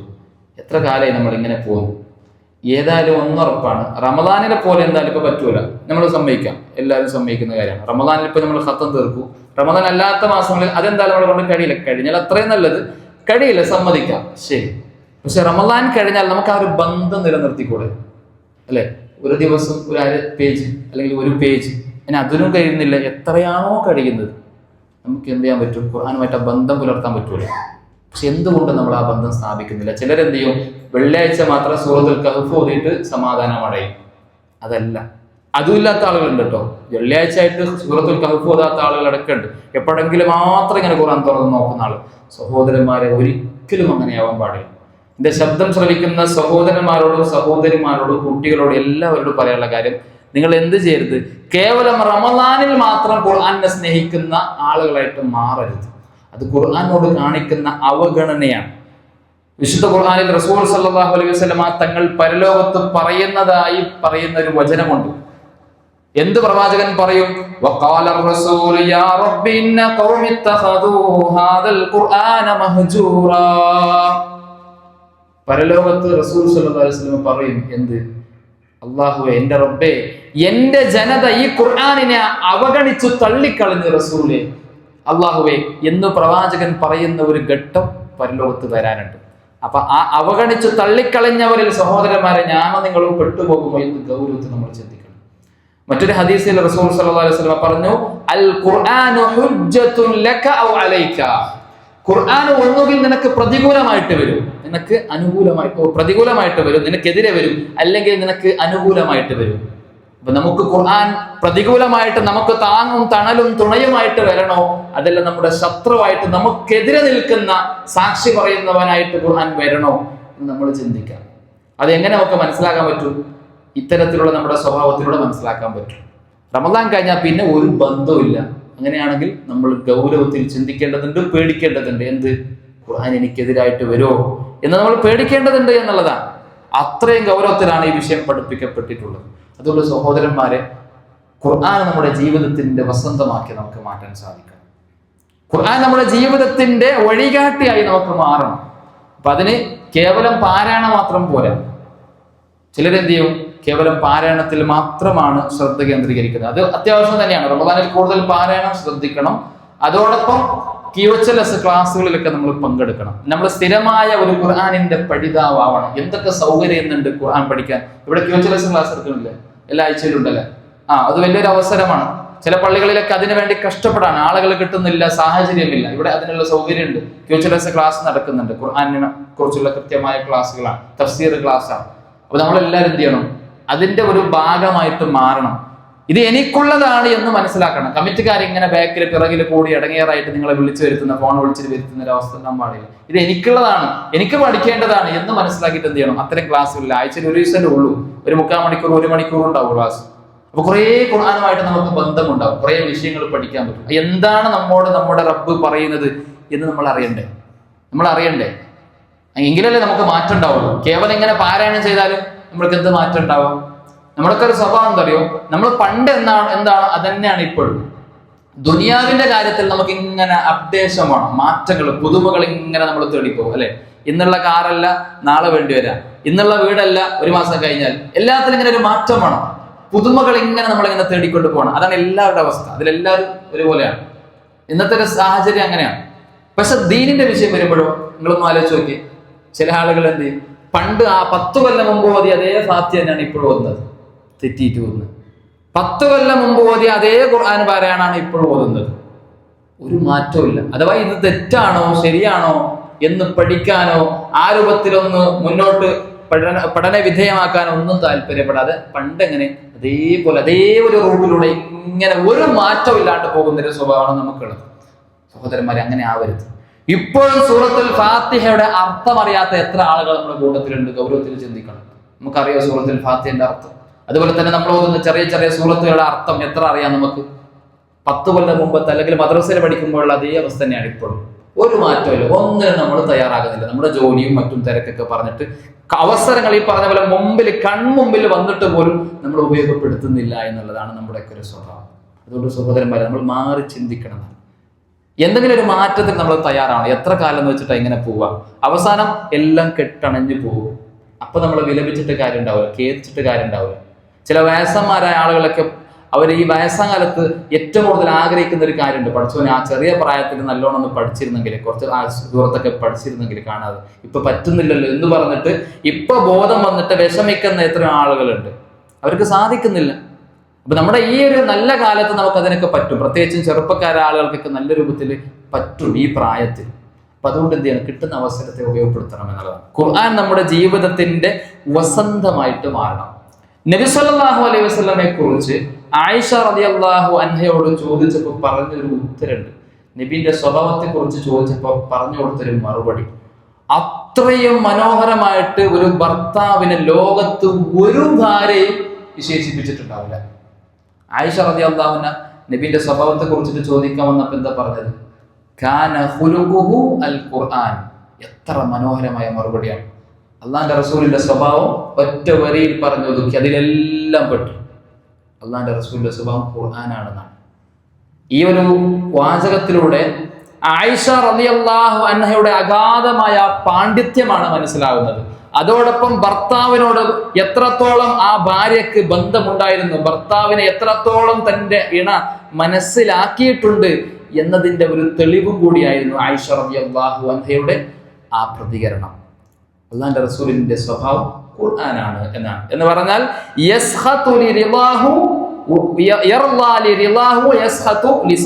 ഖുർആനിൽ അള്ളാഹു തൃപ്തിപ്പെട്ട എന്തൊക്കെ കാര്യമുണ്ടോ അതെല്ലാം അള്ളാന്റെ റസൂലിന്റെ ജീവിതത്തിൽ ഉണ്ടാവും.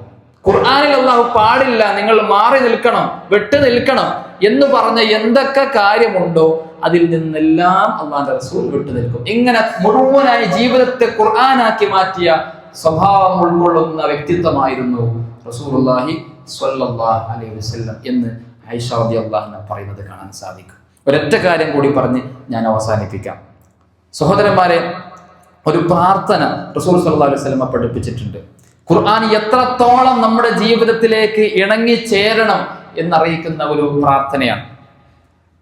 അബ്ദുല്ലാഹ് ബിൻ മസ്ഊദ് റളിയല്ലാഹു അൻഹു പറയാണ്, റസൂൽ സല്ലല്ലാഹു അലൈഹി വസല്ലം ഒരിക്കൽ പറഞ്ഞു, മാ അസാബ അബ്ദൻ ഖത്തുൻ ഹമ്മുൻ വലാ ഹുസ്നുൻ ഒരു അടിമ, ആ അടിമക്ക് എന്തെങ്കിലും മനസ്സിന് വേദന ഉണ്ടായി, അല്ലെങ്കിൽ ഒരു ദുഃഖമുണ്ടായി, അങ്ങനെ അതിനെ തുടർന്ന് ആ മനുഷ്യൻ പറഞ്ഞാൽ, പ്രാർത്ഥിച്ചാൽ എന്ത് വളരെ മനോഹരമായ അർത്ഥവത്തായ പ്രാർത്ഥനയാണ്. അല്ലാഹുമ്മ ഇന്നി അബ്ദുക, അല്ലാഹുവേ ഞാൻ നിന്റെ അടിമയാണ്, വബ്നു അബ്ദിക വബ്നു അമതിക, ഞാൻ നിന്റെ അടിമയുടെ മകനാണ്, നിന്റെ അടിമ സ്ത്രീയുടെ മകനാണ്. നാസിയതി ബിയദിക, എന്റെ കുടുമ, എന്റെ മൂർധാവ് നിന്റെ കയ്യിലാണ്. മാലിൻ ഫിയ ഹുക്മുക അദ്ലുൻ ഫിയ ഖദാഉക, നീ എന്റെ കാര്യത്തിലുള്ള നിന്റെ എല്ലാ തീരുമാനങ്ങളും അത് നീ നിശ്ചയിക്കുന്നതാണ്, അത് എന്നിൽ നടപ്പിലാകുന്ന കാര്യമാണ്, അത് നിന്റെ നീതിയാണ് എന്നൊക്കെ പറഞ്ഞിട്ട് അസ്അലുക ബികുല്ലി ഇസ്മിൻ ഹുവ ലക, അല്ലാഹുവേ നിനക്കുള്ള എല്ലാ നാമങ്ങൾ വെച്ചുകൊണ്ട് നിന്നോട് ചോദിക്കുന്നു. എങ്ങനെയുള്ള നാമം? സമ്മൈത ബിഹി നഫ്സക, നീ നിന്റെ സ്വന്തത്തിന് നീ തന്നെ വിശേഷിപ്പിച്ച വിളിച്ച നാമങ്ങൾ. ഔ അല്ലംതഹു അഹദൻ മിൻ ഖൽഖിക, അല്ലെങ്കിൽ നിന്റെ സൃഷ്ടികൾ ആർക്കെങ്കിലും നീ പഠിപ്പിച്ചു കൊടുത്ത നാമങ്ങൾ. ഔ ഇസ്തഅ്സർത ബിഹി ഫീ ഇൽമിൽ ഗൈബി ഇൻദക, അതുമല്ലെങ്കിൽ നീ നിന്റെ പക്കൽ ആരോടും പറയാതെ ആരെയും പഠിപ്പിക്കാതെ ഒളിപ്പിച്ചു വെച്ച നാമങ്ങൾ കൊണ്ടും നിന്നോട് ചോദിക്കുന്നു എന്നാണ്. ഇവിടെ ഇപ്പൊ പറഞ്ഞ അല്ലാഹുവേ നീ ആരോടും പറയാതെ ഒളിപ്പിച്ചു വെച്ച നാമങ്ങൾ കൊണ്ടും ചോദിക്കുന്നു എന്ന് പറഞ്ഞല്ലോ. ഈ ഹദീസ് വെച്ചിട്ട് പണ്ഡിതന്മാർ പഠിപ്പിച്ചു, അല്ലാഹുവിന് 99 നാമങ്ങൾ മാത്രമല്ല, അതിൽ കൂടുതൽ നാമങ്ങളുണ്ട്. അതിന്റെ തെളിവ് എന്താണ്? ഈ ഹദീസാണ്. കാരണം റസൂൽ സ്വല്ലല്ലാഹു അലൈഹി വസല്ലം പറഞ്ഞത്, നീ ആരോടും പഠിപ്പിക്കാതെ പറയാതെ നിന്റെ അദൃശ്യ ജ്ഞാനങ്ങളിൽ ഒളിപ്പിച്ചു വെച്ച നാമങ്ങൾ കൊണ്ടും ചോദിക്കുന്നതാണ്. അപ്പൊ എന്ത് മനസ്സിലായി? 99 അപ്പുറം അറിയാത്ത, പഠിപ്പിക്കപ്പെടാത്ത നാമങ്ങൾ ഉണ്ട് എന്ന് മനസ്സിലായി. അത് എത്ര നമുക്കറിയില്ല. 99 നാമങ്ങൾ കൃത്യമായി ഹദീസിലൂടെയും ഖുർആനിലൂടെയും പഠിപ്പിക്കപ്പെട്ടിട്ടുണ്ട് എന്നതാണ് ആ വിഷയത്തിൽ നമ്മൾ മനസ്സിലാക്കേണ്ടത് എന്ന് സാന്ദർഭികമായി ഓർമ്മപ്പെടുത്തിയതാണ്. അപ്പൊ ഇങ്ങനെ ഇതൊക്കെ പറഞ്ഞിട്ട് ചോദിക്കുന്ന കാര്യം എന്താണ്? അല്ലാഹുവേ ഈ വിശുദ്ധ ഖുർആനിനെ എന്റെ ജീവിതത്തിന്റെ വസന്തമാക്കി, എന്റെ ഹൃദയത്തിന്റെ വസന്തമാക്കി നീ മാറ്റണേ അല്ലാഹ്. വനൂറ സദരി, എന്റെ ഹൃദയത്തിന്റെ പ്രകാശമാക്കി നീ മാറ്റണേ അല്ലാഹ്. വജലാഅ ഹുസ്നി, എന്റെ ദുഃഖത്തിന് എല്ലാത്തിനുമുള്ള ഒരു ശമനമാക്കി നീ മാറ്റണേ അല്ലാഹ്. വദഹാബ ഹമ്മി വഗമ്മി, എന്റെ മനപ്രയാസത്തിനും എന്റെ എല്ലാ ക്ലേശത്തിനും എന്റെ വിഷമതകൾക്കെല്ലാം ഉള്ള ഒരു മാറ്റമാക്കി ഈ ഖുർആനിനെ, അതിനെ എല്ലാം പോക്കിക്കളയുന്ന ഒരു ഗ്രന്ഥമാക്കി എന്റെ ഖുർആനിനെ നീ മാറ്റണേ അല്ലാഹ്. ഇങ്ങനെ ഒരാൾ പ്രാർത്ഥിച്ചാൽ ഇല്ല അദ്ഹബല്ലാഹു ഹമ്മഹു വഗമ്മഹു, റസൂൽ സല്ലല്ലാഹു അലൈഹി വസല്ലം പറഞ്ഞു, അല്ലാഹു അവന്റെ ആ മനപ്രയാസം, അവന്റെ ആ ഒരു വിഷമം അത് മാറ്റിക്കൊടുക്കും. അബ്ദലഹു മകാനഹു ഫർജ, ആ സ്ഥാനത്ത് അല്ലാഹു ആ പ്രയാസം അനുഭവിക്കുന്ന മനുഷ്യൻക്ക് അവന്റെ മാനസിക പ്രയാസങ്ങളെല്ലാം മാറി അവർക്ക് സന്തോഷം അല്ലാഹു ഇട്ടുകൊടുക്കുമെന്നാണ്. ഇത് പറഞ്ഞപ്പോൾ സ്വഹാബത്ത് ചോദിച്ചു, അഫലാ നതഅല്ലമുഹുന്ന യാ റസൂലല്ലാഹ്, അല്ലാഹുവിന്റെ റസൂലേ ഇത് ഞങ്ങൾ പഠിക്കണ്ടേ? ഈ പ്രാർത്ഥന ഞങ്ങൾ പഠിക്കേണ്ടതില്ലേ? നബി സല്ലല്ലാഹു അലൈഹി വസല്ലം പറഞ്ഞു, നമ്മളൊക്കെ ശ്രദ്ധിക്കേണ്ട കാര്യം, ബൽ യൻബഗി ലിമൻ യസ്മഉഹുന്ന യതഅല്ലമുഹുന്ന, ഈ പ്രാർത്ഥന കേട്ട് കഴിഞ്ഞാൽ വിശ്വാസിയാണെങ്കിൽ അവൻ പഠിക്കണമെന്നാണ്. അവൻ പഠിക്കൽ അവനക്ക് ബാധ്യതയാണ് എന്ന് പറഞ്ഞിട്ടുണ്ട്. കാരണം നമ്മളൊക്കെ ജീവിതത്തിൽ നേരിടുന്ന കുറെ പ്രശ്നങ്ങളുണ്ട്, മാനസിക പ്രശ്നങ്ങളുണ്ട്. അതിനുള്ള പരിഹാരമായിട്ടാണ് ഈ പ്രാർത്ഥന പഠിപ്പിക്കുന്നത്. ഈ പ്രാർത്ഥന പ്രാർത്ഥിച്ചാൽ മനസ്സിന്റെ പ്രയാസം മാറുന്നതാണ്. ഇന്ന് വലിയ പ്രയാസം അതാണല്ലോ പല ആളുകൾക്കും. മനസ്സിന് സമാധാനം ഇല്ല, സ്വസ്ഥതയില്ല, എന്താ ചെയ്യണം എന്നറിയാതെയാണ് പല ഹറാമുകളിലേക്കും ചെന്ന് ചാടുന്നത്. പല ലഹരി പദാർത്ഥങ്ങളിലേക്ക് നമ്മുടെ യുവപ്രായത്തിലുള്ള ചെറുപ്പക്കാർ ചെന്ന് ചാടുന്നത് എന്തിനാ? സമാധാനം കിട്ടാൻ വേണ്ടിയിട്ടാണ്. സമാധാനം ഇല്ല എന്ന് പറഞ്ഞിട്ടാണ്. അപ്പൊ അതിനൊക്കെയുള്ള പരിഹാരം ദീനിലുണ്ട്, അള്ളാന്റെ ദീനിലുണ്ട് സഹോദരന്മാരെ. ഇങ്ങനെയുള്ള പ്രാർത്ഥനകൾ ആത്മാർത്ഥമായിട്ട് ചൊല്ലിയാൽ, കളവ് പറയാത്ത റസൂൽ സല്ലല്ലാഹു അലൈഹി വസല്ലമയാണ് പറയുന്നത്, അവന്റെ പ്രയാസത്തിന് പടച്ചവൻ അത് മാറ്റി കൊടുക്കുന്നതാണ്. എന്നിട്ട് സമാധാനവും സന്തോഷവും അവന്റെ ഹൃദയത്തിലേക്ക് നിറക്കുമെന്നാണ് റസൂൽ സല്ലല്ലാഹു അലൈഹി വസല്ലം പറഞ്ഞിട്ടുള്ളത്. അപ്പൊ അതിനെന്ത് വേണം? ഇങ്ങനെയുള്ള പ്രാർത്ഥന പഠിക്കണം. പ്രാർത്ഥന പഠിക്കണമെങ്കിൽ ദീനിൽ പഠിപ്പിക്കുന്ന ക്ലാസ്സുകളിൽ ഇരിക്കണം. അത് റമദാൻ മാസത്തിൽ മാത്രം ഇരുന്നാൽ മതിയാവില്ല. കേവലം ഖുതുബ കേട്ടാൽ മാത്രം മതിയാവില്ല. നിരന്തരമായിട്ട് ഒരു പഠിതാവായിട്ട് നമ്മൾ മാറണം. ആ രൂപത്തിലാവുമ്പോഴാണ് നമുക്ക് ഇത്തരം കാര്യങ്ങളൊക്കെ ലഭിക്കുക എന്ന് നമ്മൾ മനസ്സിലാക്കുക. അതുകൊണ്ട് സഹോദരന്മാരെ, ഖുർആനിനെ ആത്മാർത്ഥമായി നെഞ്ചിലേറ്റുന്ന, സ്നേഹിക്കുന്ന ആളുകളായിട്ട് നമ്മൾ മാറണം എന്നുള്ളതാണ്. എല്ലാത്തിനും ശമനമാണ് ഖുർആൻ. വിശുദ്ധ ഖുർആനിൽ അല്ലാഹു തന്നെ ഖുർആനിനെ വിശേഷിപ്പിച്ചു, യാ അയ്യുഹന്നാസ് ഖദ് ജാഅത്കും മൗഇദത്തും മിർ റബ്ബികും വശിഫാഉൻ ലിമാ ഫിസ്സുദൂരി വഹുദൻ വറഹ്മത്തുൽ ലിൽ മുഅ്മിനീൻ. അല്ലാഹു പറഞ്ഞു, സത്യവിശ്വാസി ജനങ്ങളെ, എല്ലാ മനുഷ്യന്മാരെ വിളിച്ചിട്ടാണ് പറയുന്നത്, ജനങ്ങളെ, ഖദ് ജാഅത്കും മൗഇദത്തും മിർ റബ്ബികും, നിങ്ങളുടെ റബ്ബിൽ നിന്നുള്ള സദുപദേശം നിങ്ങൾക്ക് വന്നിരിക്കുന്നു. വശിഫാഉൻ ലിമാ ഫിസ്സുദൂർ, ഹൃദയങ്ങൾക്കുള്ളതിനുള്ള ശമനമായി കൊണ്ടും വഹുദൻ വറഹ്മത്തുൽ ലിൽ മുഅ്മിനീൻ, വിശ്വാസികൾക്ക് സന്മാർഗവും കാരുണ്യമായി കൊണ്ടാകുന്നു ഈ വിശുദ്ധ ഖുർആൻ നിങ്ങളിലേക്ക് അവതരിച്ചത് എന്ന് അല്ലാഹു സുബ്ഹാനഹു വ തആല തന്നെ പറയുന്നത് നമുക്ക് കാണാൻ സാധിക്കും. അതുകൊണ്ട് സഹോദരന്മാരെ, ആ രൂപത്തിൽ നമ്മൾ ഖുർആനിലേക്ക് അടുക്കുക, ഖുർആനിന്റെ ആശയങ്ങളെ കുറിച്ച് ചിന്തിക്കുക. അപ്പോഴാണ് നമുക്ക് മാറ്റം ഉണ്ടാകേണ്ടത്. നമ്മൾ ഓരോരുത്തരൊന്ന് ചിന്തിക്കാം. നമ്മൾ ഇത്ര കാലമല്ല ഖുർആൻ ഓതുകയും കേൾക്കുകയും ചെയ്യുന്നത്. ജീവിതത്തിൽ ഇന്ന് വരെ ഖുർആനിന്റെ ഇന്ന വചനം കേട്ടിട്ടാണ് എനിക്ക് ഇന്ന മാറ്റം ഉണ്ടായത്, ഖുർആനിന്റെ ഇന്ന ആയത്താണ് ഇന്ന ഹറാമിൽ നിന്ന് വിട്ടു നിൽക്കാൻ എനിക്ക് പ്രചോദനമായത്, ഇന്ന നന്മ ചെയ്യാൻ എനിക്ക് പ്രേരകമായത് എന്ന് പറയാൻ നമുക്ക് സാധിക്കുമോ എന്ന് നമ്മളൊന്ന് ചിന്തിക്കാം. നമുക്ക് എത്ര ആളുകൾക്ക് അങ്ങനെ പറയാൻ പറ്റും? പലപ്പോഴും പറയാൻ പറ്റില്ല എന്നതാണ് സത്യം. എന്തുകൊണ്ട് പറ്റില്ല? ആ രൂപത്തിൽ അർത്ഥം പഠിക്കുന്നില്ല, ഖുർആനെ മനസ്സിലാക്കുന്നില്ല.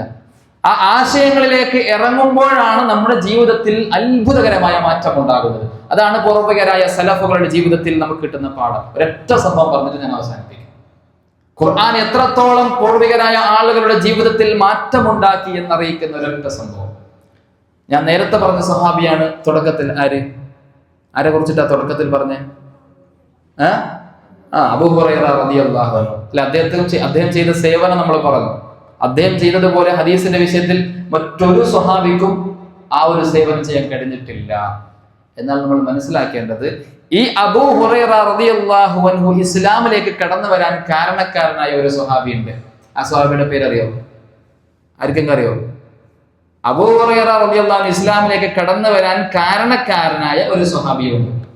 ദൗസ് ഗോത്രക്കാരനായ അത്തുഫൈൽ ഇബ്നു അംർ അദ്ദൗസി എന്ന് പറയുന്ന സ്വഹാബിയാണ്. നമ്മളിൽ അധിക ആളുകളും ഈ സ്വഹാബിയെ കുറിച്ചിട്ട് കേട്ടിട്ട് പോലുമില്ല. അബൂ ഹുറൈറയെ കുറിച്ച് നമുക്ക് എല്ലാവർക്കും അറിയാം. നമ്മൾ മനസ്സിലാക്കേണ്ടത്, അബൂ ഹുറൈറ റളിയല്ലാഹു അൻഹു ഇസ്ലാമിലേക്ക് കടന്നു വരാൻ കാരണക്കാരനായത് ഈ സ്വഹാബിയാണ്. അപ്പൊ ഒന്ന് ആലോചിച്ച് നോക്കിയേ, അബൂ ഹുറൈറക്ക് കിട്ടുന്ന എല്ലാ പ്രതിഫലവും ആർക്ക് കിട്ടും? ഈ തുഫൈൽ ഇബ്നു ദൗസി എന്ന് പറയുന്ന ഈ മഹാനായ സ്വഹാബിക്ക് കിട്ടുന്നു എന്നതാണ്. അദ്ദേഹം ചെയ്തത് എന്താണ്? ഇസ്ലാമിലേക്ക് ക്ഷണിക്കാണ് ചെയ്തത് അബൂ ഹുറൈറ റളിയല്ലാഹു അൻഹുവിനെ. ഇസ്ലാമിലേക്ക് ആ തുഫൈൽ ഇബ്നു അംർ ദൗസി റളിയല്ലാഹു അൻഹുവിനെ കടന്നു വരാൻ കാരണമായത് എന്താണ്? അതാണ് ഞാൻ പറയാൻ ഉദ്ദേശിക്കുന്നത്. അത് വിശുദ്ധ ഖുർആനാണ്. അതായത് ഈ തുഫൈൽ ഇബ്നു അംർ ദൗസി എന്ന് പറയുന്ന ആൾ ഇസ്ലാം സ്വീകരിക്കുന്നതിന് മുമ്പ് അവിടെയുള്ള ഖുറൈശികൾക്കിടയിൽ, മുശ്രിക്കുകൾക്കിടയിൽ ഏറ്റവും അറിയപ്പെട്ട ഫേമസ് ആയ ഒരു മനുഷ്യനാണ്. വലിയ സ്ഥാനത്ത് നിൽക്കുന്ന വ്യക്തിയാണ്. മറ്റുള്ളവർക്കെല്ലാം ഇദ്ദേഹം വലിയ കാര്യമാണ്. അദ്ദേഹം വലിയ ഷായറായിരുന്നു, വലിയ കവിയായിരുന്നു. ഏതൊരു കവിതയും അദ്ദേഹത്തിന്റെ അടുത്ത് കൊണ്ടുവന്നാൽ അദ്ദേഹം പറഞ്ഞു കൊടുക്കും. അത്രയും കവിതയിൽ, അറബി ഭാഷയിൽ അഗാധമായ പാണ്ഡിത്യം അദ്ദേഹത്തിന് ഉണ്ടായിരുന്നു. അങ്ങനെ ഒരിക്കൽ ഈ തുഫൈൽ ഇബ്നു അംർ ദൗസി റളിയല്ലാഹു അൻഹു മക്കയിലേക്ക് വന്നപ്പോൾ ഈ മുശ്രിക്കുകൾക്കെല്ലാം പേടിയായി. അവരിൽ പലരും പറഞ്ഞു, പിന്നെ ഒരു കാര്യമുണ്ട്, നമ്മുടെ ഇവിടെ മുഹമ്മദ് എന്ന് പറയുന്ന വലിയ പ്രശ്നക്കാരനായ ഒരാളുണ്ട്. മുഹമ്മദ് ഒരുപാട് പുതിയ പുതിയ വാദങ്ങളുമായിട്ടാണ് കടന്നു വരുന്നത്. കുടുംബം കുളം തോണ്ടുന്നുണ്ട്, ഭയങ്കര ഫിത്നയാണ്, ഭയങ്കര പ്രശ്നമാണ്. മുഹമ്മദിനെ കൊണ്ട് നമുക്ക് വല്ലാത്ത പ്രശ്നമാണ്, പ്രയാസമാണ്. അതിൽ ഏറ്റവും പ്രധാനമായിട്ട് മുഹമ്മദ് ഖുർആൻ എന്ന് പറഞ്ഞിട്ട് ഒന്ന് കൊണ്ടുവന്നിട്ടുണ്ട്.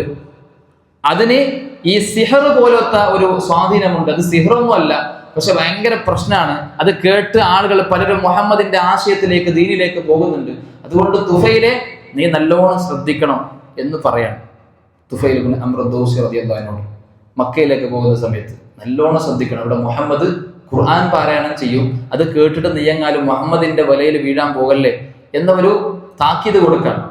അപ്പോ ആ തുഫൈൽ ഇബ്നു അംർ ദൗസി റളിയല്ലാഹു അൻഹു എന്ത് ചെയ്തു? അവരുടെ വാക്ക് കേട്ടിട്ട് ആയിക്കോട്ടെ ഞാൻ ശ്രദ്ധിക്കാം എന്ന് പറഞ്ഞിട്ട് മക്കയിലേക്ക് വരുന്നത് എങ്ങനെ അറിയോ? അദ്ദേഹം ഇവര് പറഞ്ഞ വാക്ക് കേട്ടിട്ട്, അഥവാ ഈ മുഹമ്മദിന്റെ വാക്ക് കേട്ടിട്ട് ഞാനെങ്ങാലും ആ മുഹമ്മദിന്റെ ആദർശത്തിലേക്ക് പോവോ എന്ന് പേടിച്ചിട്ട് തന്റെ രണ്ട് ചെവിയിലേക്കും പഞ്ഞ് വെച്ചിട്ടാണ്, കോട്ടൺ വെച്ചിട്ടാണ് പോകുന്നത് എന്നാണ്, ഖുർആൻ കേൾക്കാതിരിക്കാൻ വേണ്ടിയിട്ട്. അങ്ങനെ അദ്ദേഹം മക്കയിലെത്തിയപ്പോൾ റസൂൽ സല്ലല്ലാഹു അലൈഹി വസല്ലം തങ്ങൾ അവിടെ കഅബയുടെ അടുക്കൽ വെച്ച് നിസ്കരിക്കാൻ. അപ്പൊ ആ രംഗം ഈ തുഫൈൽ ഇബ്നു അംർ ദൗസി റളിയല്ലാഹു അൻഹു കാണുകയാണ്. അദ്ദേഹത്തിന് ഖുർആൻ പാരായണം ചെയ്യുന്നത് നേരെ കേൾക്കുന്നില്ല, കാരണം ഇത് വെച്ചിട്ടുണ്ട്. എന്നാലും ചെറിയ രൂപത്തിൽ അള്ളാഹുവിന്റെ റസൂൽ നിസ്കാരത്തിൽ ഇങ്ങനെ ഖുർആൻ ഓതുന്നത് അദ്ദേഹം കേട്ടു. അപ്പൊ ചെറുതായിട്ട് ഇങ്ങനെ കേട്ടപ്പോൾ അദ്ദേഹത്തിന് എന്തോ ഒരു അത്ഭുതം തോന്നി, എന്തോ ഉണ്ടല്ലോ ഇതിൽ. അപ്പൊ അദ്ദേഹം മനസ്സിൽ ഇങ്ങനെ സ്വന്തം ചിന്തിക്കാണ്, ഞാനൊരു നല്ല കവിയല്ലേ, ഞാൻ അറബി ഭാഷയിൽ അഗാധമായ ജ്ഞാനമുള്ള വ്യക്തിയല്ലേ, ഞാൻ പിന്നെ എന്തിന് ഇത് വെക്കണം? അത് ഈ മുഹമ്മദ് പാരായണം ചെയ്യുന്നത് നല്ലതാണെങ്കിൽ അത് എനിക്ക് മനസ്സിലാവും, നല്ലതല്ലെങ്കിൽ അതും എനിക്ക് മനസ്സിലാവും, സിഹറാണെങ്കിൽ അതും മനസ്സിലാവും, കവിതയാണെങ്കിൽ അതും മനസ്സിലാവുമല്ലോ. പിന്നെ ഞാൻ എന്തിന് ഇത് വെക്കണം? അതിന്റെ ആവശ്യമില്ലല്ലോ, ഞാൻ അത്ര പൊട്ടണമൊന്നും അല്ലല്ലോ എന്ന് അദ്ദേഹം ചിന്തിച്ചിട്ട് എന്ത് ചെയ്തത്? അത് ഒഴിവാക്കിയതാണ്. അപ്പൊ നോക്കുമ്പോൾ ഖുർആനിന്റെ മനോഹരമായ പാരായണമാണ് കേൾക്കുന്നത്. അതിലുള്ള ആശയങ്ങൾ അദ്ദേഹത്തെ ആശ്ചര്യപ്പെടുത്തി. അദ്ദേഹത്തിന് മനസ്സിലായി ഇത് എന്തോ ദൈവികമായ ഒന്ന് തന്നെയാണ്, ഇത് കേവലം കവിതയോ അല്ലെങ്കിൽ സിഹറോ മാരണമോ ഒന്നുമല്ല എന്ന് മനസ്സിലായി അദ്ദേഹത്തിന്. അദ്ദേഹം പ്രവാചകന്റെ അടുത്തേക്ക് വന്നു, എന്നിട്ട് സംഗതി പറഞ്ഞു, ഈ ഖുർആൻ എന്നെ വല്ലാതെ സ്വാധീനിക്കുന്നുണ്ട്, ഇതിനെക്കുറിച്ച് കൂടുതൽ പറഞ്ഞു തരൂ എന്ന രൂപത്തിൽ നബി സല്ലല്ലാഹു അലൈഹി വസല്ലം തങ്ങളുടെ അടുക്കൽ വന്നിട്ട് പറയുകയും അള്ളാഹിന്റെ റസൂൽ സല്ലല്ലാഹു അലൈഹി വസല്ലം ഖുർആൻ വീണ്ടും ഓതി കൊടുക്കുകയും ദീനിനെ കുറിച്ച് പറഞ്ഞു കൊടുക്കുകയും ചെയ്തപ്പോൾ അദ്ദേഹം പൂർണ്ണമായും ഇസ്ലാം സ്വീകരിച്ചു എന്നുള്ളതാണ്. ആ ഖുർആനിന്റെ ആ ഒരു പാരായണം കേട്ട് അദ്ദേഹം ഇസ്ലാമിലേക്ക് കടന്നു വന്നു എന്നതാണ് ചരിത്രം. അങ്ങനെ അദ്ദേഹം മനസ്സിലാക്കിയ ആദർശം തന്റെ ദൗസ് ഗോത്രക്കാരിലേക്ക് ഇറങ്ങിച്ചെന്ന് വളരെ ശക്തമായി പ്രബോധനം ചെയ്തതിന്റെ ഫലമായിട്ടാണ് അതിൽ ഒന്ന് അബൂ ഹുറൈറ റളിയല്ലാഹു അൻഹു ഇസ്ലാമിലേക്ക് കടന്നു വന്നത് എന്നാണ്. അപ്പോൾ ഖുർആനിന്റെ ആ ഒരു സ്വാധീനമാണ് അദ്ദേഹത്തിനെ ഇസ്ലാമിലേക്ക് കടന്നു വരാൻ പ്രേരിപ്പിച്ചത് എന്നാണ് ഞാൻ പറഞ്ഞു വന്നത്. അപ്പൊ എന്തുകൊണ്ട് സാധിച്ചു? അവർക്ക് അതിന്റെ അർത്ഥം മനസ്സിലായി, നമുക്കത് മനസ്സിലാവുന്നില്ല. അതുകൊണ്ട് ഖുർആൻ പാരായണം ചെയ്താൽ, ഖുർആൻ കേട്ടാൽ നമുക്ക് മാറ്റം വരുന്നില്ല എന്നതുകൊണ്ട് സഹോദരന്മാരെ, ഖുർആനിന്റെ പാരായണം ഉണ്ടാവണം, അതോടൊപ്പം ഖുർആനിന്റെ ആശയങ്ങളിലേക്ക് ഇറങ്ങിച്ചെന്നുകൊണ്ട് എന്താണ് എന്റെ റബ്ബ് എന്നോട് പറയുന്നത് എന്ന് മനസ്സിലാക്കാനുള്ള ഒരു താല്പര്യം നമുക്കുണ്ടാവണം. അങ്ങനെ ഖുർആൻ പഠിതാക്കളായി QHLS ക്ലാസ്സുകളിൽ പങ്കെടുക്കുന്നവരായി പ്രിയമുള്ളവരെ ഞാനും നിങ്ങളും മാറണം എന്നാണ് സൂചിപ്പിക്കുവാനുള്ളത്. ഇനി ഇവിടെ ഓഫ്ലൈനിൽ വന്നിട്ട് ക്ലാസ്സിൽ ഇരിക്കാൻ പ്രയാസം ഉണ്ടെങ്കിൽ, ജോലി തിരക്ക് മറ്റുണ്ടെങ്കിൽ നമുക്ക് വേറെയും സൗകര്യമുണ്ട്. PC റേഡിയോ പോലെയുള്ള സംവിധാനമുണ്ട്, മറ്റുള്ള പല സൗകര്യങ്ങളും ഇന്നുണ്ട്. യൂട്യൂബിലൂടെ ഖുർആനിന്റെ ആശയങ്ങൾ പഠിക്കുന്ന ധാരാളം ചാനലുകളും മറ്റുമൊക്കെ നമുക്ക് സൗകര്യമാണ്, ലഭ്യമാണ്, ഒക്കെ നമുക്ക് പറ്റും. നമുക്കൊരു താല്പര്യം ഉണ്ടെങ്കിൽ നമുക്ക് സൗകര്യം ഇഷ്ടം പോലെയുണ്ട്. അത്രയും അവസരങ്ങൾ നമുക്ക് മുമ്പിൽ ഇങ്ങനെ അള്ളാഹു ഇട്ട് തന്നിട്ടുണ്ട്. നമ്മളൊന്ന് താല്പര്യം കാണിച്ചാൽ മാത്രം മതി എന്നതാണ്. അതുകൊണ്ട് സഹോദരന്മാരെ, ആ രൂപത്തിൽ എന്ത് ചെയ്യുക? ഖുർആനുമായിട്ട് നമ്മൾ നല്ല ബന്ധം സ്ഥാപിക്കുക. അതിനുള്ള ഒരു തുടക്കമായിട്ട് ഈ പരിശുദ്ധ റമദാൻ, ഈ വർഷത്തെ റമദാനെങ്കിലും കാരണമാകട്ടെ എന്നതാണ് ഞാൻ ഈ ഒരു അവസരത്തിൽ ആശിക്കുന്നതും പ്രാർത്ഥിക്കുന്നതും. അല്ലാഹു സുബ്ഹാനഹു വ തആല ആ രൂപത്തിൽ ഖുർആനിനെ ജീവിതത്തിന്റെ വസന്തമാക്കി മാറ്റുവാനും, മരണം വരെ ഖുർആനിനെ സ്നേഹിക്കുന്ന, ഖുർആനിനെ പഠിക്കുന്ന, ഖുർആനിനെ കുറിച്ച് ചിന്തിക്കുന്ന, ഖുർആനോടൊപ്പം സഞ്ചരിക്കുന്ന യഥാർത്ഥ മുത്തഖീങ്ങളിലും മുഅ്മിനീങ്ങളിലും മുഖ്ലിസീങ്ങളിലും നമ്മെ ഉൾപ്പെടുത്തി അള്ളാഹു അനുഗ്രഹിക്കുമാറാവട്ടെ. നമ്മുടെ ഇതുവരെയുള്ള എല്ലാ റമദാനിലെ സൽക്കർമ്മങ്ങൾ അള്ളാഹു സുബ്ഹാനഹു വ തആല സ്വാലിഹായ സൽക്കർമ്മങ്ങളായി നമ്മിൽ നിന്ന് ഖബൂൽ ചെയ്യുമാറാവട്ടെ. ഇനിയുള്ള നാളുകളെ ഇതിനേക്കാൾ കൂടുതൽ സൽക്കർമ്മങ്ങൾ കൊണ്ട് ധന്യമാക്കാൻ അള്ളാഹു നമുക്ക് തൗഫീഖ് പ്രദാനം ചെയ്യുമാറാവട്ടെ. നമ്മുടെ കൂട്ടത്തിൽ നിന്ന് മാരകമായ രോഗങ്ങൾ കൊണ്ട് പ്രയാസപ്പെടുന്ന ആളുകളുണ്ട്. റമദാനിൽ പള്ളിയിലൊക്കെ വന്നിട്ട് ജമാഅത്തുകളിൽ പങ്കെടുക്കാനും തറാവീഹ് നിസ്കാരത്തിൽ കൂടാനൊക്കെ താല്പര്യപ്പെടുന്ന, എന്നാൽ രോഗം മൂലം കഴിയാത്ത പാവങ്ങളായ സാധുക്കളായ കുറെ ആൾക്കാരുണ്ട്. അള്ളാഹു അവരുടെ രോഗത്തിന് പരിപൂർണമായ ശമനം നൽകുമാറാവട്ടെ. അവരുടെ നെയ്യത്തിന് അള്ളാഹു പൂർണ്ണമായ പ്രതിഫലം രേഖപ്പെടുത്തുമാറാവട്ടെ. اللهم اغفر للمؤمنين والمؤمنات والمسلمين والمسلمات الأحياء منهم والأموات إنك مجيب الدعوات يا قاضي الحاجات. ربنا آتنا في الدنيا حسنة وفي الآخرة حسنة وقنا عذاب النار. آمين برحمتك يا أرحم الراحمين. والحمد لله رب العالمين. سبحانك اللهم وبحمدك أشهد أن لا إله إلا أنت أستغفرك وأتوب إليك.